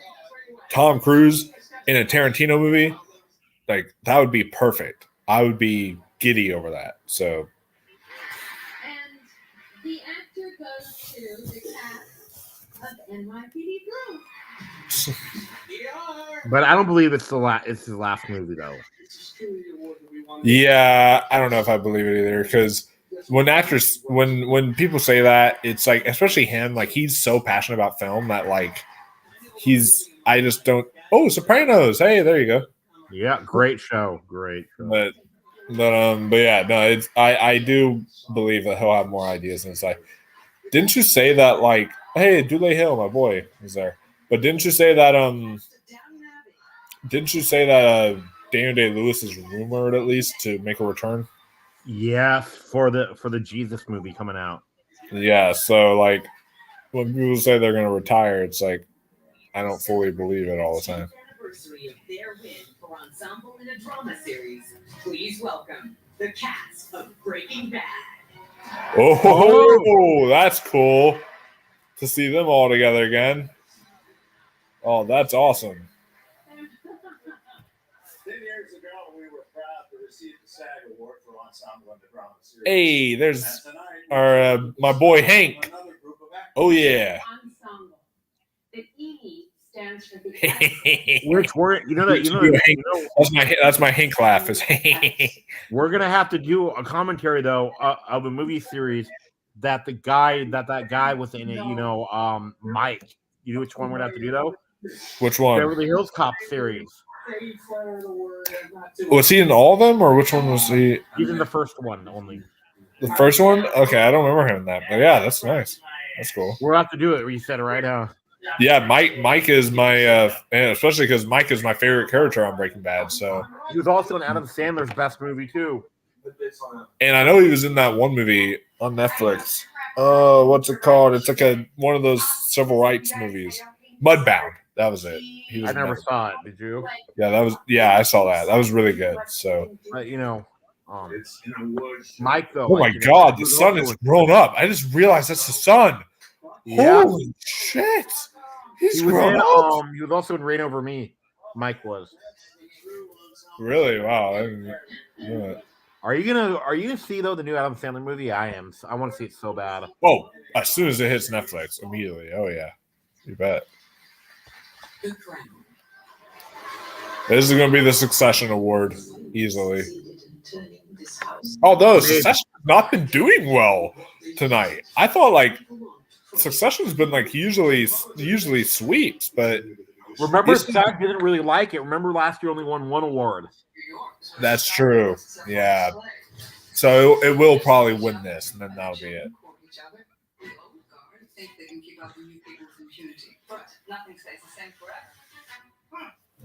The Last of Us. So time heals all wounds, I guess. I never watched that. I heard that was good though. You never watched The Last of Us? No. Oh no. The morning show. I love The Last. The morning show. Oh, okay. Remember, I was on your show. Remember? You did. Oh yeah. I remember that. Yeah. The first 4 episodes, huh? Yeah. Then you stopped suddenly, huh? Yeah, I should have continued that. I will with season 2. It was getting very much lower and lower in viewership, but I was like, so I decided to quit it, but I should have continued. And the actor goes to Yep. the cast of Succession.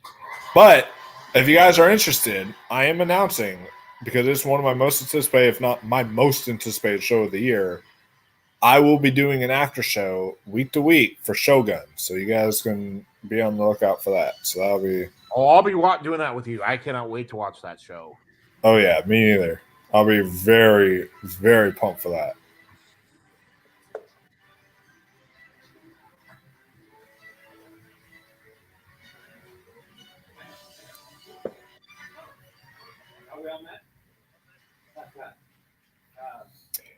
And I want to try to get more of those after shows in this year and try to keep up with them. I want to do Shogun. I want to do The Boys after show when that comes out. Oh, I will be too. Yeah. With the season and such. So you want to do next year though with you too, and you got to get caught up then. What? Reacher. Yeah, I gotta get caught up on Reacher. I've been hearing some great things about that show. Oh, it's great. And season 2 isn't as good as season 1, but season because season 2 though has the better villain. You said it has a better villain, or what are you talking? Yeah, season 2 has a better villain, but season 1's better overall. Nice. Yeah, the season 2 villain is actually played by Robert Patrick. And hey, that actor who plays Reacher, not a bad actor. I mean, from what I've heard in Reacher, he's really good. And then he was actually really good in Ordinary Angels. So I think I think he's okay, but I don't really see him having the I don't see him being a strong enough actor to be Batman yet. No, but I could see him in an MCU movie or some. Yeah, but people want him as Batman. No, but I can't think of one that would have the physique of that actor. But if you had him as a side character in the MCU or something. Yeah, he was also in Fast X. Okay, good. Oh yeah, he was in Fast X. I remember him in that now. Yeah. Alongside Pete Davidson in that movie. He's in every single movie. It's like, I know. kind of crazy. But his show's really funny, Pete Davidson's show. Which one, Pete Davidson? Yes, Bupkiss. Oh, Bupkiss. Yeah, I haven't seen that one yet. I gotta check it out. Robert Downey Jr. and Cillian Murphy.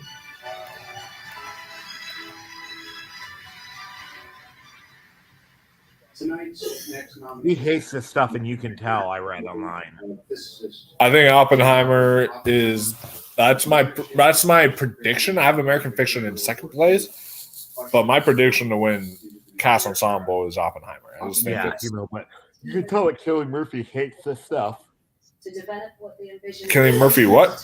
Hates, like the red carpet stuff, Oh yeah, and You can tell. that's the only reason I could see while you can make an argument that maybe Cillian Murphy gave them more like immersive performance and all that stuff in Oppenheimer. Like, I would say the one reason why Paul Giamatti I could see winning is because Paul Giamatti has been out there. He's been campaigning. He's been actually doing interviews. He's been doing all this other great stuff to get his name out there. He's been giving these delightful speeches that everyone loves, thanking teachers at the Golden Globes, doing all that. And so I could see something like that impacting his win here tonight. But we shall see. It's a toss-up still between them. But if Cillian wins, it's over. But if Paul Giamatti They're doing wins, the in memoriam now. oh, so they are doing it in memoriam. Okay. With your girl. We'll be quiet during the in memoriam, but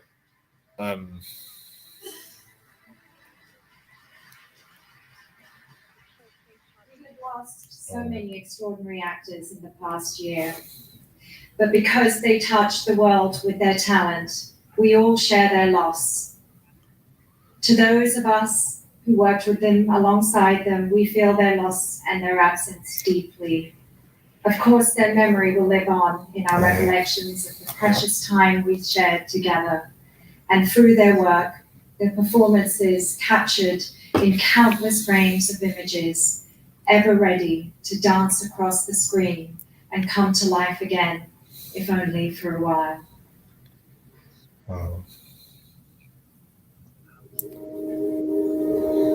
The best part of everything. oh yeah, Richard Roundtree. There's a message on my phone. David So. Angus Cloud. Talking to you was one of the best parts of our whole year. Angus Cloud, that was so sad, especially because he was so young. He was talented. He was. Don't know if I have the strength to start that journey again. So much to say, there's so little time. Oh yeah, Ray Stevenson, my favorite Punisher. I don't care what anyone says. Ray Stevenson is my favorite. Julian Sands.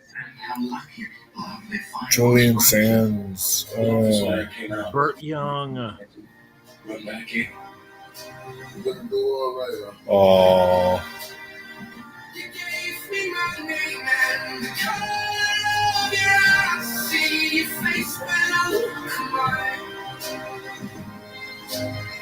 Oh yeah, Ron. Oh yeah, Ron Cephas Jones. Oh, that's so sad.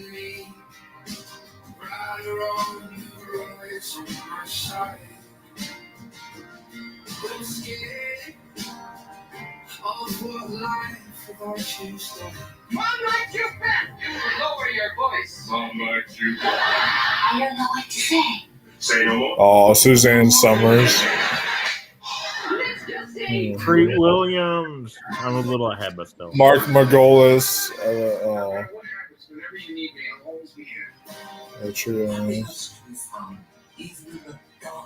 Oh, Michael Gambon. Tina Turner. Paul Rubens. Oh, Michael Lerner. Tina Turner, yeah. Paul Rubens. Lance Reddick. You never let me down.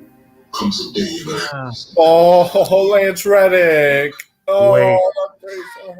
Look. Arlene Sorkin died? What the fuck was that? I don't know. I don't remember that. Yeah. What?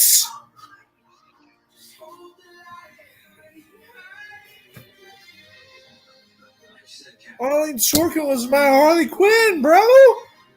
Oh, it's tragic.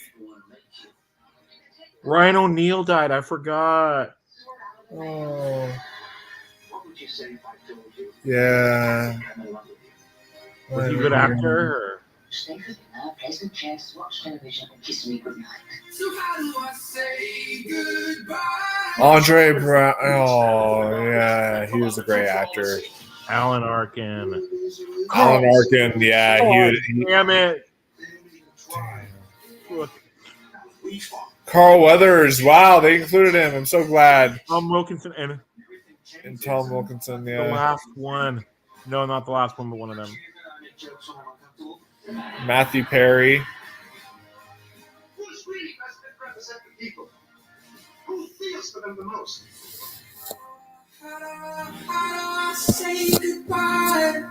Oh wow, that was really good. That was really a good way to honor all those people. I didn't know. Oh, she died in August. Wow, I did not know that she died. That's tragic. Jack Nicholson is good. Jamie Foxx.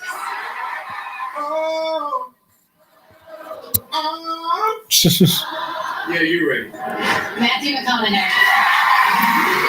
Denzel Washington. You know what I would love? This is reminding me of something. What?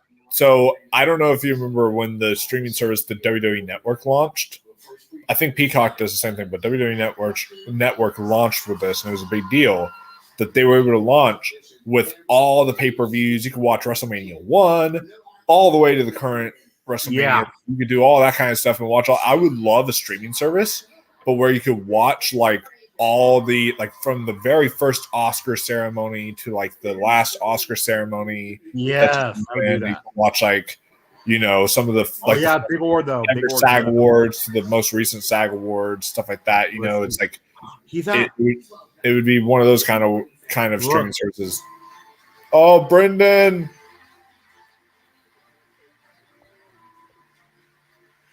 We love you, Brendan. Last year's SAG Award winner and Oscar winner. The incredible performances given by the actors. That movie's not fat phobic at all. It's not really fat phobic in my opinion. Well, this will be an important category. See Let's get right to it. who wins. These are the nominees. The male actor, leading role, in motion picture. Bradley Cooper, Maestro. But so it does still sing in me. Not as strongly as it used to. As often. But it sure does. That was okay. Yeah. Rustic. Did you see it? One black. Oh, Colin Domingo. Yeah, he was good. The movie was just okay, but he was really good. And justice for all. Or they do not. Paul Giamatti, The Holderverse. Don't get me wrong, you have your challenges. You're erratic and belligerent, a gigantic pain in the balls, but you are not your father. You're your own man. They should have included. They should have shown the clip where he's talking to the parents at the end. I was not in a policy-making position at Los Alamos. I would have done anything I was asked to do. Well, you would have built the H-bomb too, wouldn't you? I couldn't. I didn't ask you that, Doctor. Jeffrey Wright, American Fiction. Wait a minute, why are these books here? I'm not sure. I would imagine that this author, Ellison, is black. That's me. Ellison. Yeah. He. You know that he was a complete douchebag. And he and I are black. Oh yeah. Oh, Where is it? Jimmy Murphy. Yeah, you're right. It's over. Yep. All right. What if he were to lose the Oscar though? That would be insane and kind of historic because I don't think that's ever happened, has it? It has. Or when has it happened? When was the last It happened in 2002 with Daniel Day-Lewis and Adrian Brody. Oh, Daniel Day-Lewis and Adrian Brody, you said? Yeah, Daniel Day-Lewis won the SAG for Gangs in New York. Oh yeah, and then Adrian Brody won the Oscar for The Pianist. Yeah, but that was like years ago. So I don't know. I'm not mad though about it.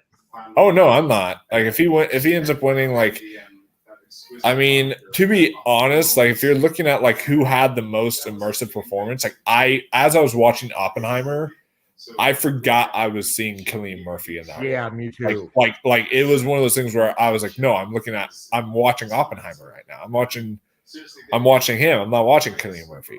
And that's a sign of a really great performance. And so I feel like, you know, like Paul Giamatti, it's one of his best performances. I'm not knocking the performance in the slightest. It was an amazing performance.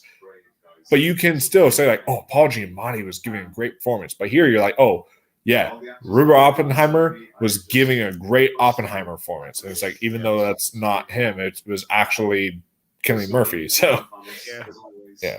Such deep gratitude to you.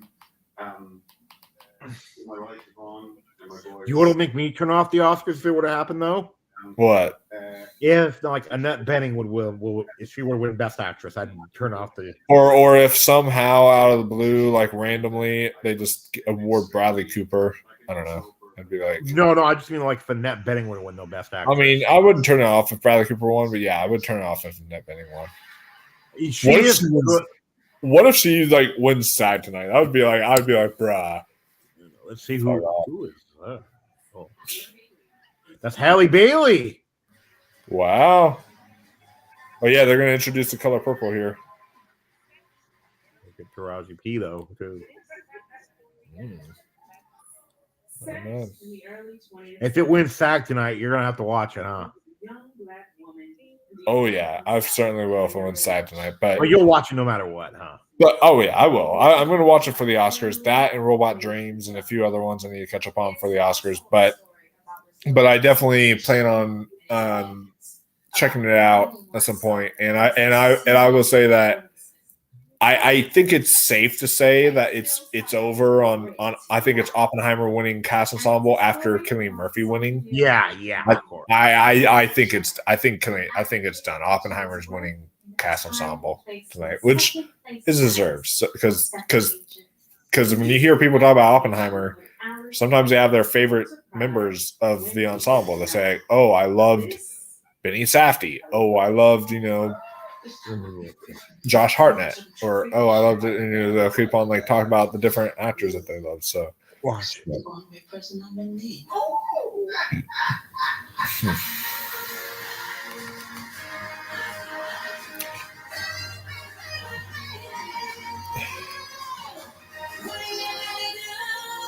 Time for you to see the world.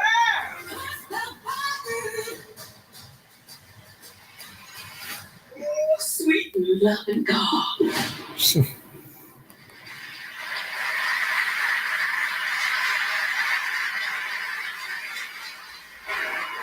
the actor goes to Julia Roberts. Nice. Halle Berry. Oh yeah. The year that that's a trend I've noticed with Oscar winners. She won for Monsters Ball, then she went on to do Catwoman. And I've noticed that trend where like an actor would do a great Oscar-winning performance, they'll win their Oscar, and then they'll do a movie that's like horrible the next year. It's like that one actor from Jaws 3. What's his name? The black guy from Jaws 3. I forget his name. Don Cheadle. He wasn't in Jaws 3D. No. Sorry, I forget who. I know who. Louis Gossett Jr. Louis Gossett Jr. Yeah. Wait, Don Cheadle in Jaws 4. Sorry, but he won the Oscar the year before he did Jaws 3D, and then he went on to do Jaws 3D the following year. So it is like a trend with actors to do that. They'll do like a horrible movie after they win the Oscar. It's like, yeah, Jaws 4 though was Don Cheadle. That's why I got confused. Oh yeah, I can see that. I wonder why Michelle Yeoh isn't there. Yeah, that's interesting. Because she won the SAG last year. I mean, she also won the SAG though too, but not live. Yeah. Grace Randolph hates her, huh? I don't understand. She's one of my favorite actresses, not just because she's a redhead. But. Hopefully, Amy Adams will have her moment too. Oh, she will, I think, right? Oh yeah. See you Wednesday, Jody. Here are the nominees for female actor in the leading role in a motion picture. Oh God. Please do something interesting like Lily. I want to see just a race happen. I don't want it to be over. If Emma wins, Look at that acting. oh my God. Oh my God. What the fuck was that?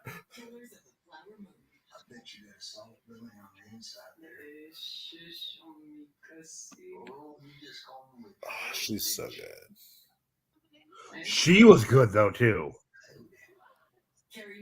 Carrie Mulligan, yeah, she was the best part of Maestro. Not gonna lie. Like I was very disappointed in Maestro, but her performance, she was great, and she's gonna be in Spaceman this year, so I'm really excited to see her in that.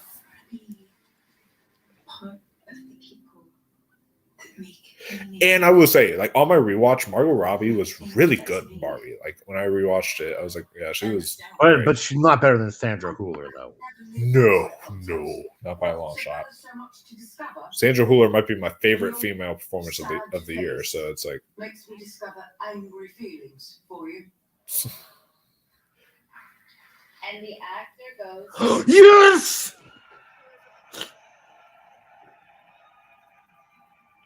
Lily Gladstone. Yes! We have a race, baby! Yes! We have a race! Oh, we have a race finally. This is exciting. Oh, that is the story. I knew because she apparently was a huge part about helping the actors during this actor strike. So, like, that was a big thing I knew would help her, but also over her speeches. I'm so happy. The whole BAFTA snub didn't matter. I'm so happy for Lily Gladstone. If she gives an exceptional speech right now, like if she gives an amazing speech right now, she could win. I want to hear her speech because she gave an amazing speech at the Globes. Yep, already is.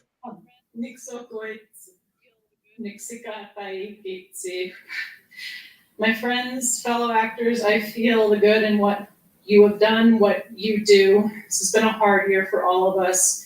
Those in this room, those not in this room. I'm so proud that we've gotten here in solidarity with all of our other unions.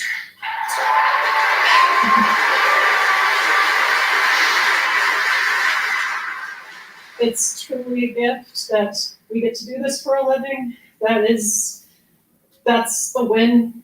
Is getting to be here, is getting to be on set, is getting to tell stories. We bring empathy into a world that so much needs it. It's so easy to distance ourselves. It's so easy to close off, to stop feeling, and we all bravely keep feeling. And that humanizes people, that brings people out of the shadows, it brings visibility. Keep telling stories to everybody in this room, to everybody watching abroad. Those of you who are not actors but have a voice, have a story that needs to be heard. Thank you for all of the compassionate souls in this room and all of the storytellers here tonight. Keep speaking your truths and keep speaking up for each other. I'm Dr. Matson. Have a good one. Fuck! She gave the speech of the night too. Holy shit! She might win the Oscar now. And I'll be happy. She gave the speech of the night. Everyone's gonna remember her speech. That's exceptional. So like it's yeah. Oh, I'm on cloud nine. Yeah. This one's really special. Yeah, because it's my theater. Yeah. And I would not be here without my fellow actors. So many people I have, got off book with, run lines with, got their opinions on. They helped me with an audition. So people say like, I share this with you. No, truly. Because even in creating this role, speaking with my close friends of, what do you think about this? Or just speaking to them at the end of a very long work day, that matters. And I'm very happy for Divine Joy too. So yeah, it looks like we still have a race when it comes to Best Actress. We might have one with Best Actor. We don't know though. But I think Yeah, we might have one best actor. I don't know. We'll have to see, but it looks like because of his BAFTA and SAG win, it looks like Killian might take it. I'm gonna predict Killian now. Like I'm gonna predict him with an outside shot of an upset from Paul Giamatti. But you know, everyone else is just happy to be there. And then pretty much. And then it's obviously it was already going to be over with Divine Joy. Like once Divine Joy won the won the BAFTA, I was like, that's such a non-BAFTA performance that I was like, she won it, and I was like, oh, okay, yeah, then she's winning the Oscar. Like at the moment I saw her win the BAFTA, and then this has solidified it. And then now it's like we're RDJ, and then with the only one that could still go back and forth is Lily Gladstone. However, I'm leaning towards Lily Gladstone now because the SAG has been more of a predictor than BAFTA. BAFTA is still important, still very important, but because like we've seen it before, with like where Frances McDormand won BAFTA for Nomadland, then she went on to win the Oscar, stuff like that. So we have seen that before. And same with Olivia Colman in The Favorite, where she won the BAFTA, then went on to win the Oscar. So I could see stuff like that happening with Emma Stone, but I'm still going to predict Lily Gladstone because of her winning here tonight. And it would be historic if she won the Oscar too. It would be like a big moment for the Oscars. We're on the big. Oh yeah, I forgot Hidden Figures. Won. Oh, great.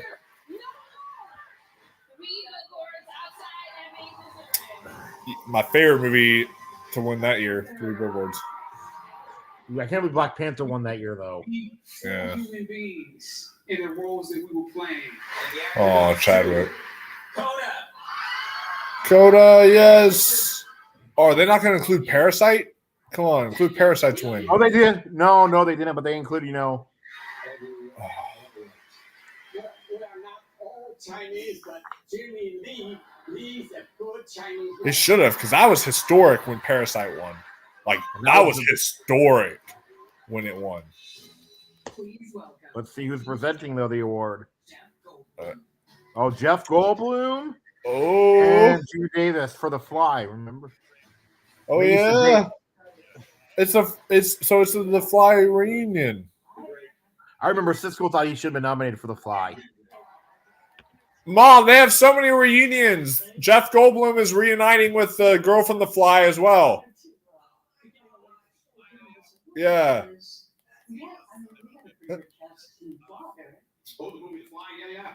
Well, hey, now that you mentioned it, yes, but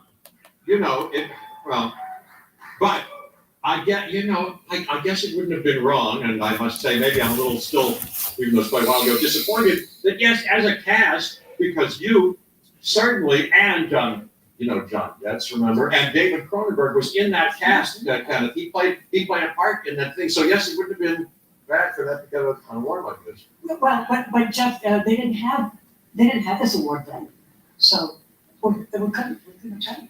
That's right. Yeah. That's right. Well, that's some consolation. Anyway. Always glass half full. Thank you. Thank you, Gina Davis. Well, and don't forget that we're here for something very exciting, which is that we get to announce this award. What a delicious task that is. Yeah, probably not. I love Jeff Goldblum. He's always Jeff Goldblum and everything. I love it. Yeah. Ring out in celebration at this point. So bravo to you. I'll be excited to see him in The Wicked. We don't know it yet. No. I That's perfect cast. Oh yeah. The beautiful casts of these great movies. Beautiful nominees. Okay, American Fiction. Nice.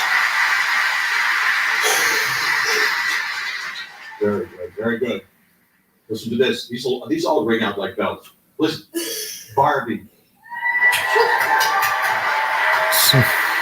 I don't think he's a Barbie fan. Nah, Did you hear about Werner Herzog watched 20 minutes of Barbie? 20 minutes? He said it was hell on earth. Oh my god. You should send that to Andrew. I will. Oppenheimer, yes. That's going to win.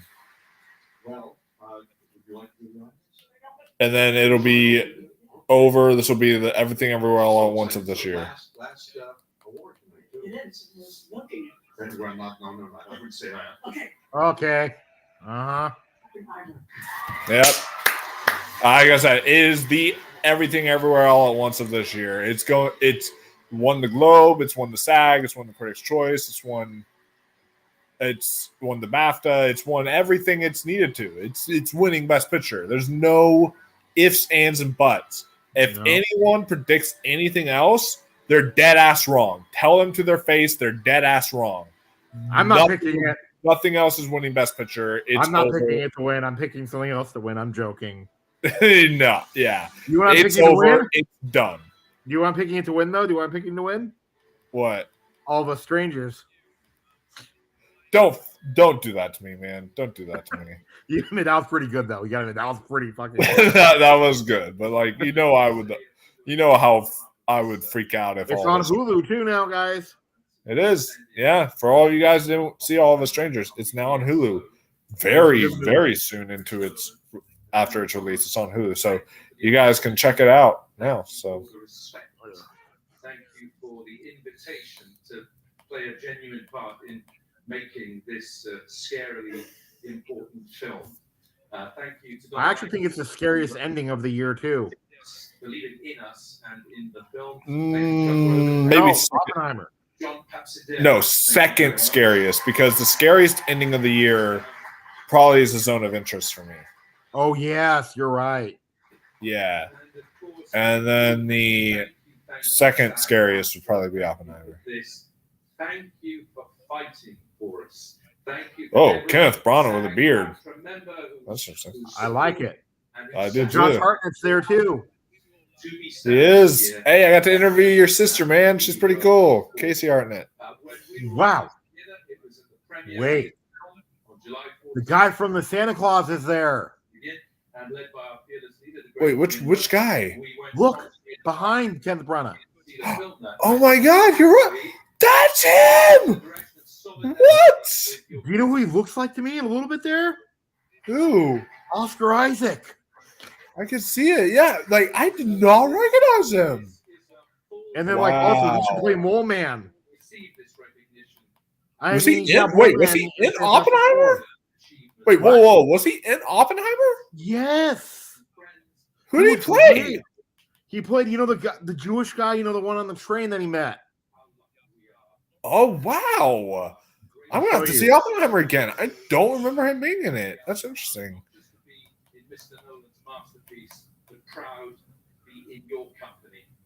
It's on Peacock now. If you guys want to check out Oppenheimer, so there you go.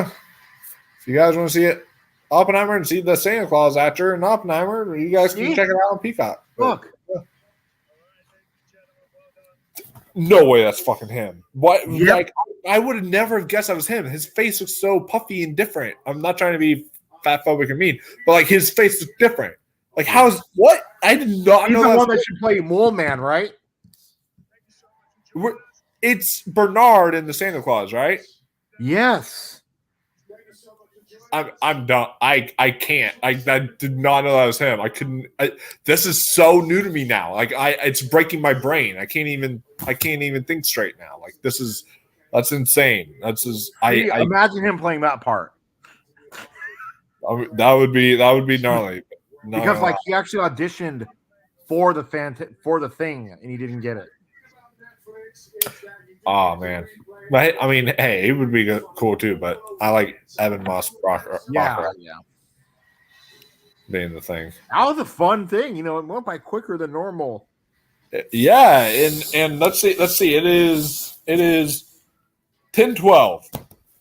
See, that's an award show. Ends at a good time.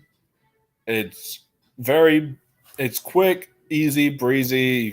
You get to the awards. There's no freaking long. I mean, obviously, The Girl from the Nanny had a freakishly long, and Barbra Streisand. But like, there was no host giving like a 20-minute monologue. No performances. It was just focused on the awards, and that was nice. So, and it ended quickly. The Oscars this year is starting though very early. The actual awards show is going to start at 7 Eastern time. So it'll start earlier. So hopefully that means it'll end earlier. So we shall. Be right back. I got back. Oh yeah, that's fine. So hopefully that means that we'll end at an earlier date to do the after show for the Oscars for you guys. But yeah, we're not doing an after show for this, but we'll talk about it on Awards Roundtable because tomorrow is the Independent Spirit Awards, and I will be watching the Independent Spirit Awards live, and then we'll do another Awards Roundtable. We'll talk about the winners of the Independent Spirit Awards and talking about the winners of the SAG Awards. So we'll be talking about that type of stuff for you guys, and at one point we will also give you guys our final Oscar predictions, so you guys can also be on the lookout for that. And I want to get a big panel for that one, so yeah, it'll be really fun. I'm excited to continue and close off this award season with you guys. It's been a great season. It has great movies. It's been a great movies. Are probably our most viewed season of Awards Roundtable we've done so far. So, and Brian, if you can, you'll be a part of our predictions. Oh yeah, and I want to try to get some other people on there. Like none of you guys have seen Tristan yet, but I want to try to get him on there for it, and I want to try to get a few other people who love award stuff as much as we do, and take it seriously too. To give our final predictions out and such. So yeah. Overall, what did you think of the SAG Awards? I liked it, yeah, I loved it. The speeches though, were okay except for Lily Gladstone's, and the awards went the way I thought they would. But still, it was like nice, brisk, and then I loved how they interviewed the people, and during the commercial breaks. Yeah, same. I thought that was really fun to do interviews instead of commercials. Like, this brought me up to a thing because that's what the Independent Spirit Awards does too. Because they do it on Twitter and YouTube. So I mean, I know YouTube. I know. Like YouTube has ads technically, but it's not like a commercial break kind of thing. It's just like in between randomly kind of thing. But if it's a live stream though, I don't think YouTube really does ads other than at the beginning of the video. But they pretty much they'll interview the people instead of doing commercial breaks. So it's I got a question about this though for you. I'll be watching the Independent Spirit Awards tomorrow, so I'll be excited about that. I got a question though for you. Okay, what? Over or under 5 years until the Oscars say, until ABC says fuck it, we're putting this on Disney Plus.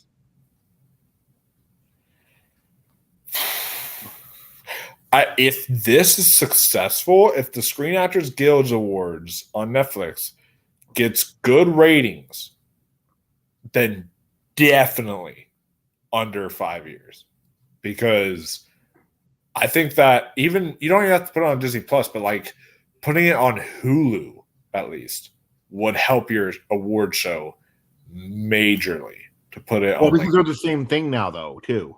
They are. But if you put them on both Hulu and Disney Plus, because they merged them officially.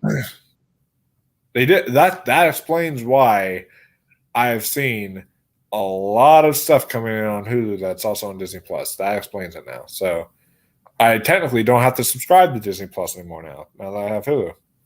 No. I think you do those because wait, no, maybe not. I don't know. But check if Secret Invasion stuff is on there. No, I'm just saying that's how you'll know officially, Because Fargo's on Disney Plus now too. Really? Okay. That's an odd one to put on Disney Plus. And they have Deadpool on there and stuff too. So that's true. I forget. I always keep forgetting that they have their mature rating stuff on there now. Like you can change the rating system. Let me check.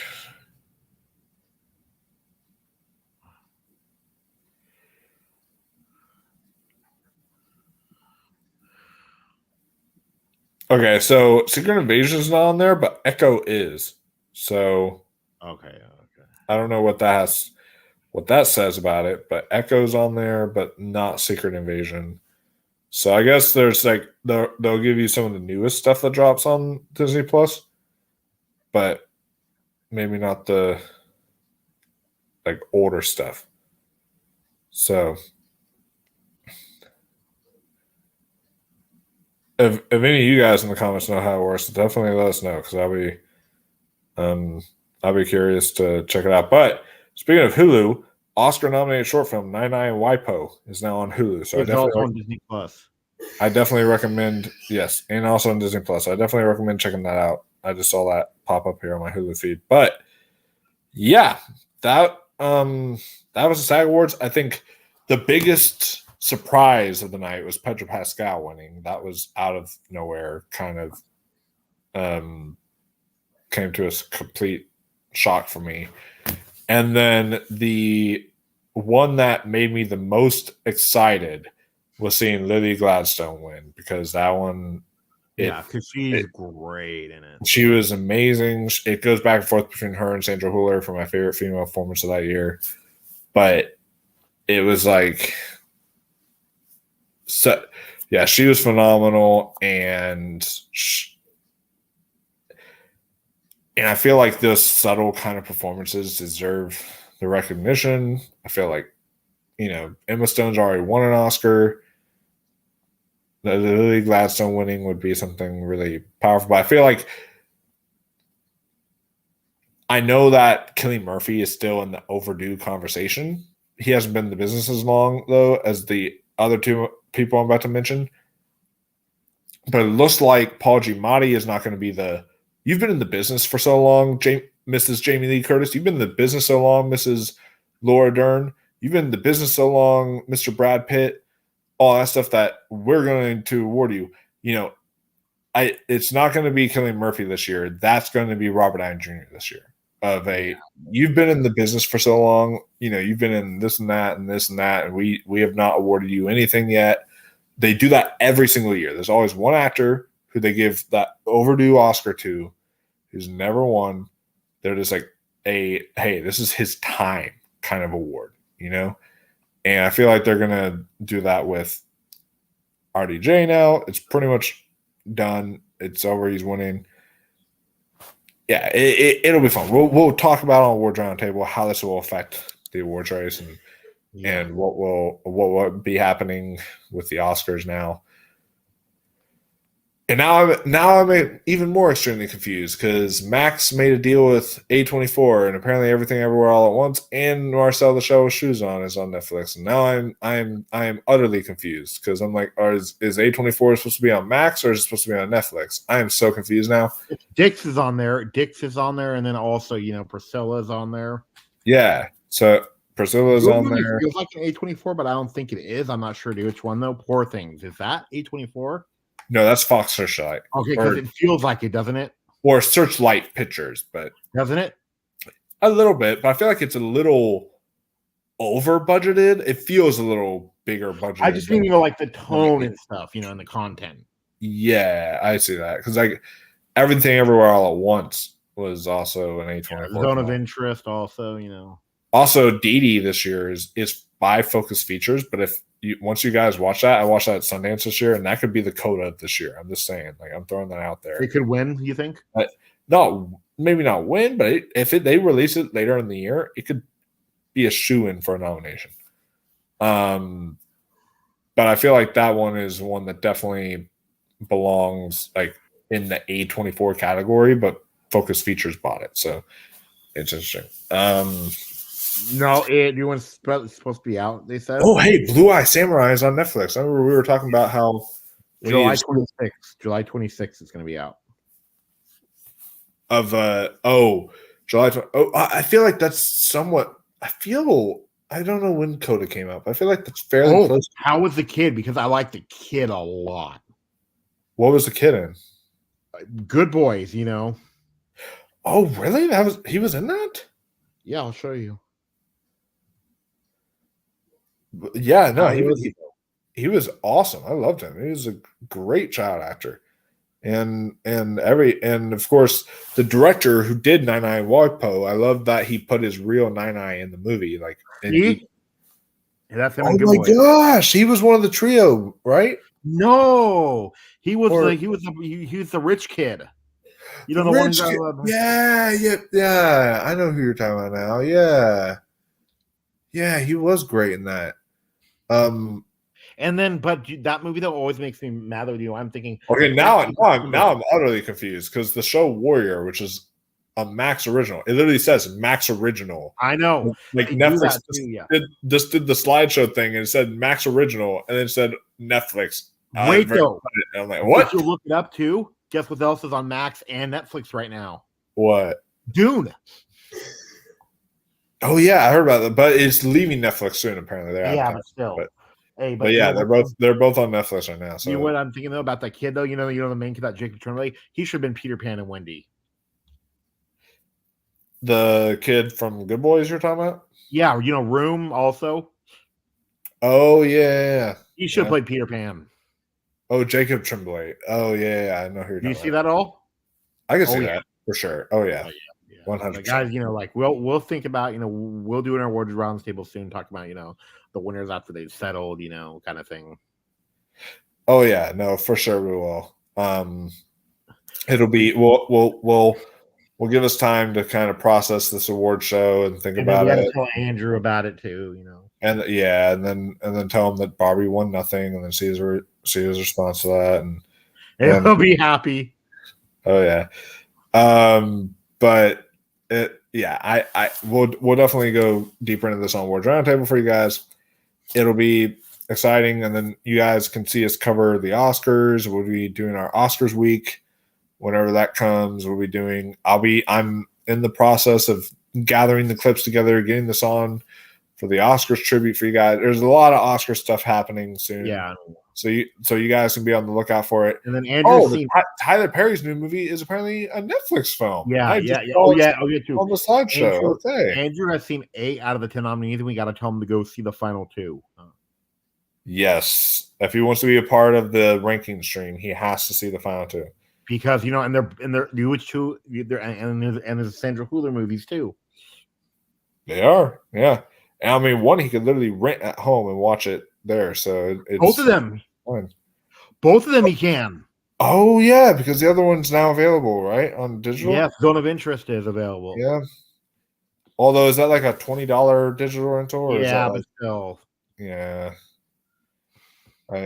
That's the only thing about that. But I'll have to see how much. I mean, I'm sure I don't know how much it is to buy digitally, but I might buy it digitally. If I do that, then maybe I'll let him borrow it. But I don't know if he'll like it though. yeah, I don't know either. But yeah, I mean, Well, I'm gonna definitely be interested to see how that movie does, because I think now it's a contender for best sound and such. So that makes me It should happy. win. And a few other categories too. So What if it wins picture though? What if it wins picture? I'll be like, yes, it won. I will scream like a little bitch. Like, I will literally do the most high pitched. Y'all have never heard me go that high pitched in the entire life of knowing me. Y'all have never heard me go that high pitched. I will scream that fucking loud if Zone of Interest wins, but it's going to be Oppenheimer. Yeah, It's going to be Oppenheimer, which because like it's a biopic of old. It's a biopic of yore. And it was like the big event movie that year because of Barbenheimer, that kind of thing. It was like one of the two huge kind of movies. So, and this win just solidified it. You know, it's if something else would have won tonight, then I would have said, oh, okay, maybe there's a little bit of a race. But yeah, because it's that category is going to be very predictable. A lot of categories are going to be very predictable this year. It's not going to be like the COVID year where every actress won in a different award show. You know, it's not like that kind of year. No, that keeps it very interesting and leaves you guessing. But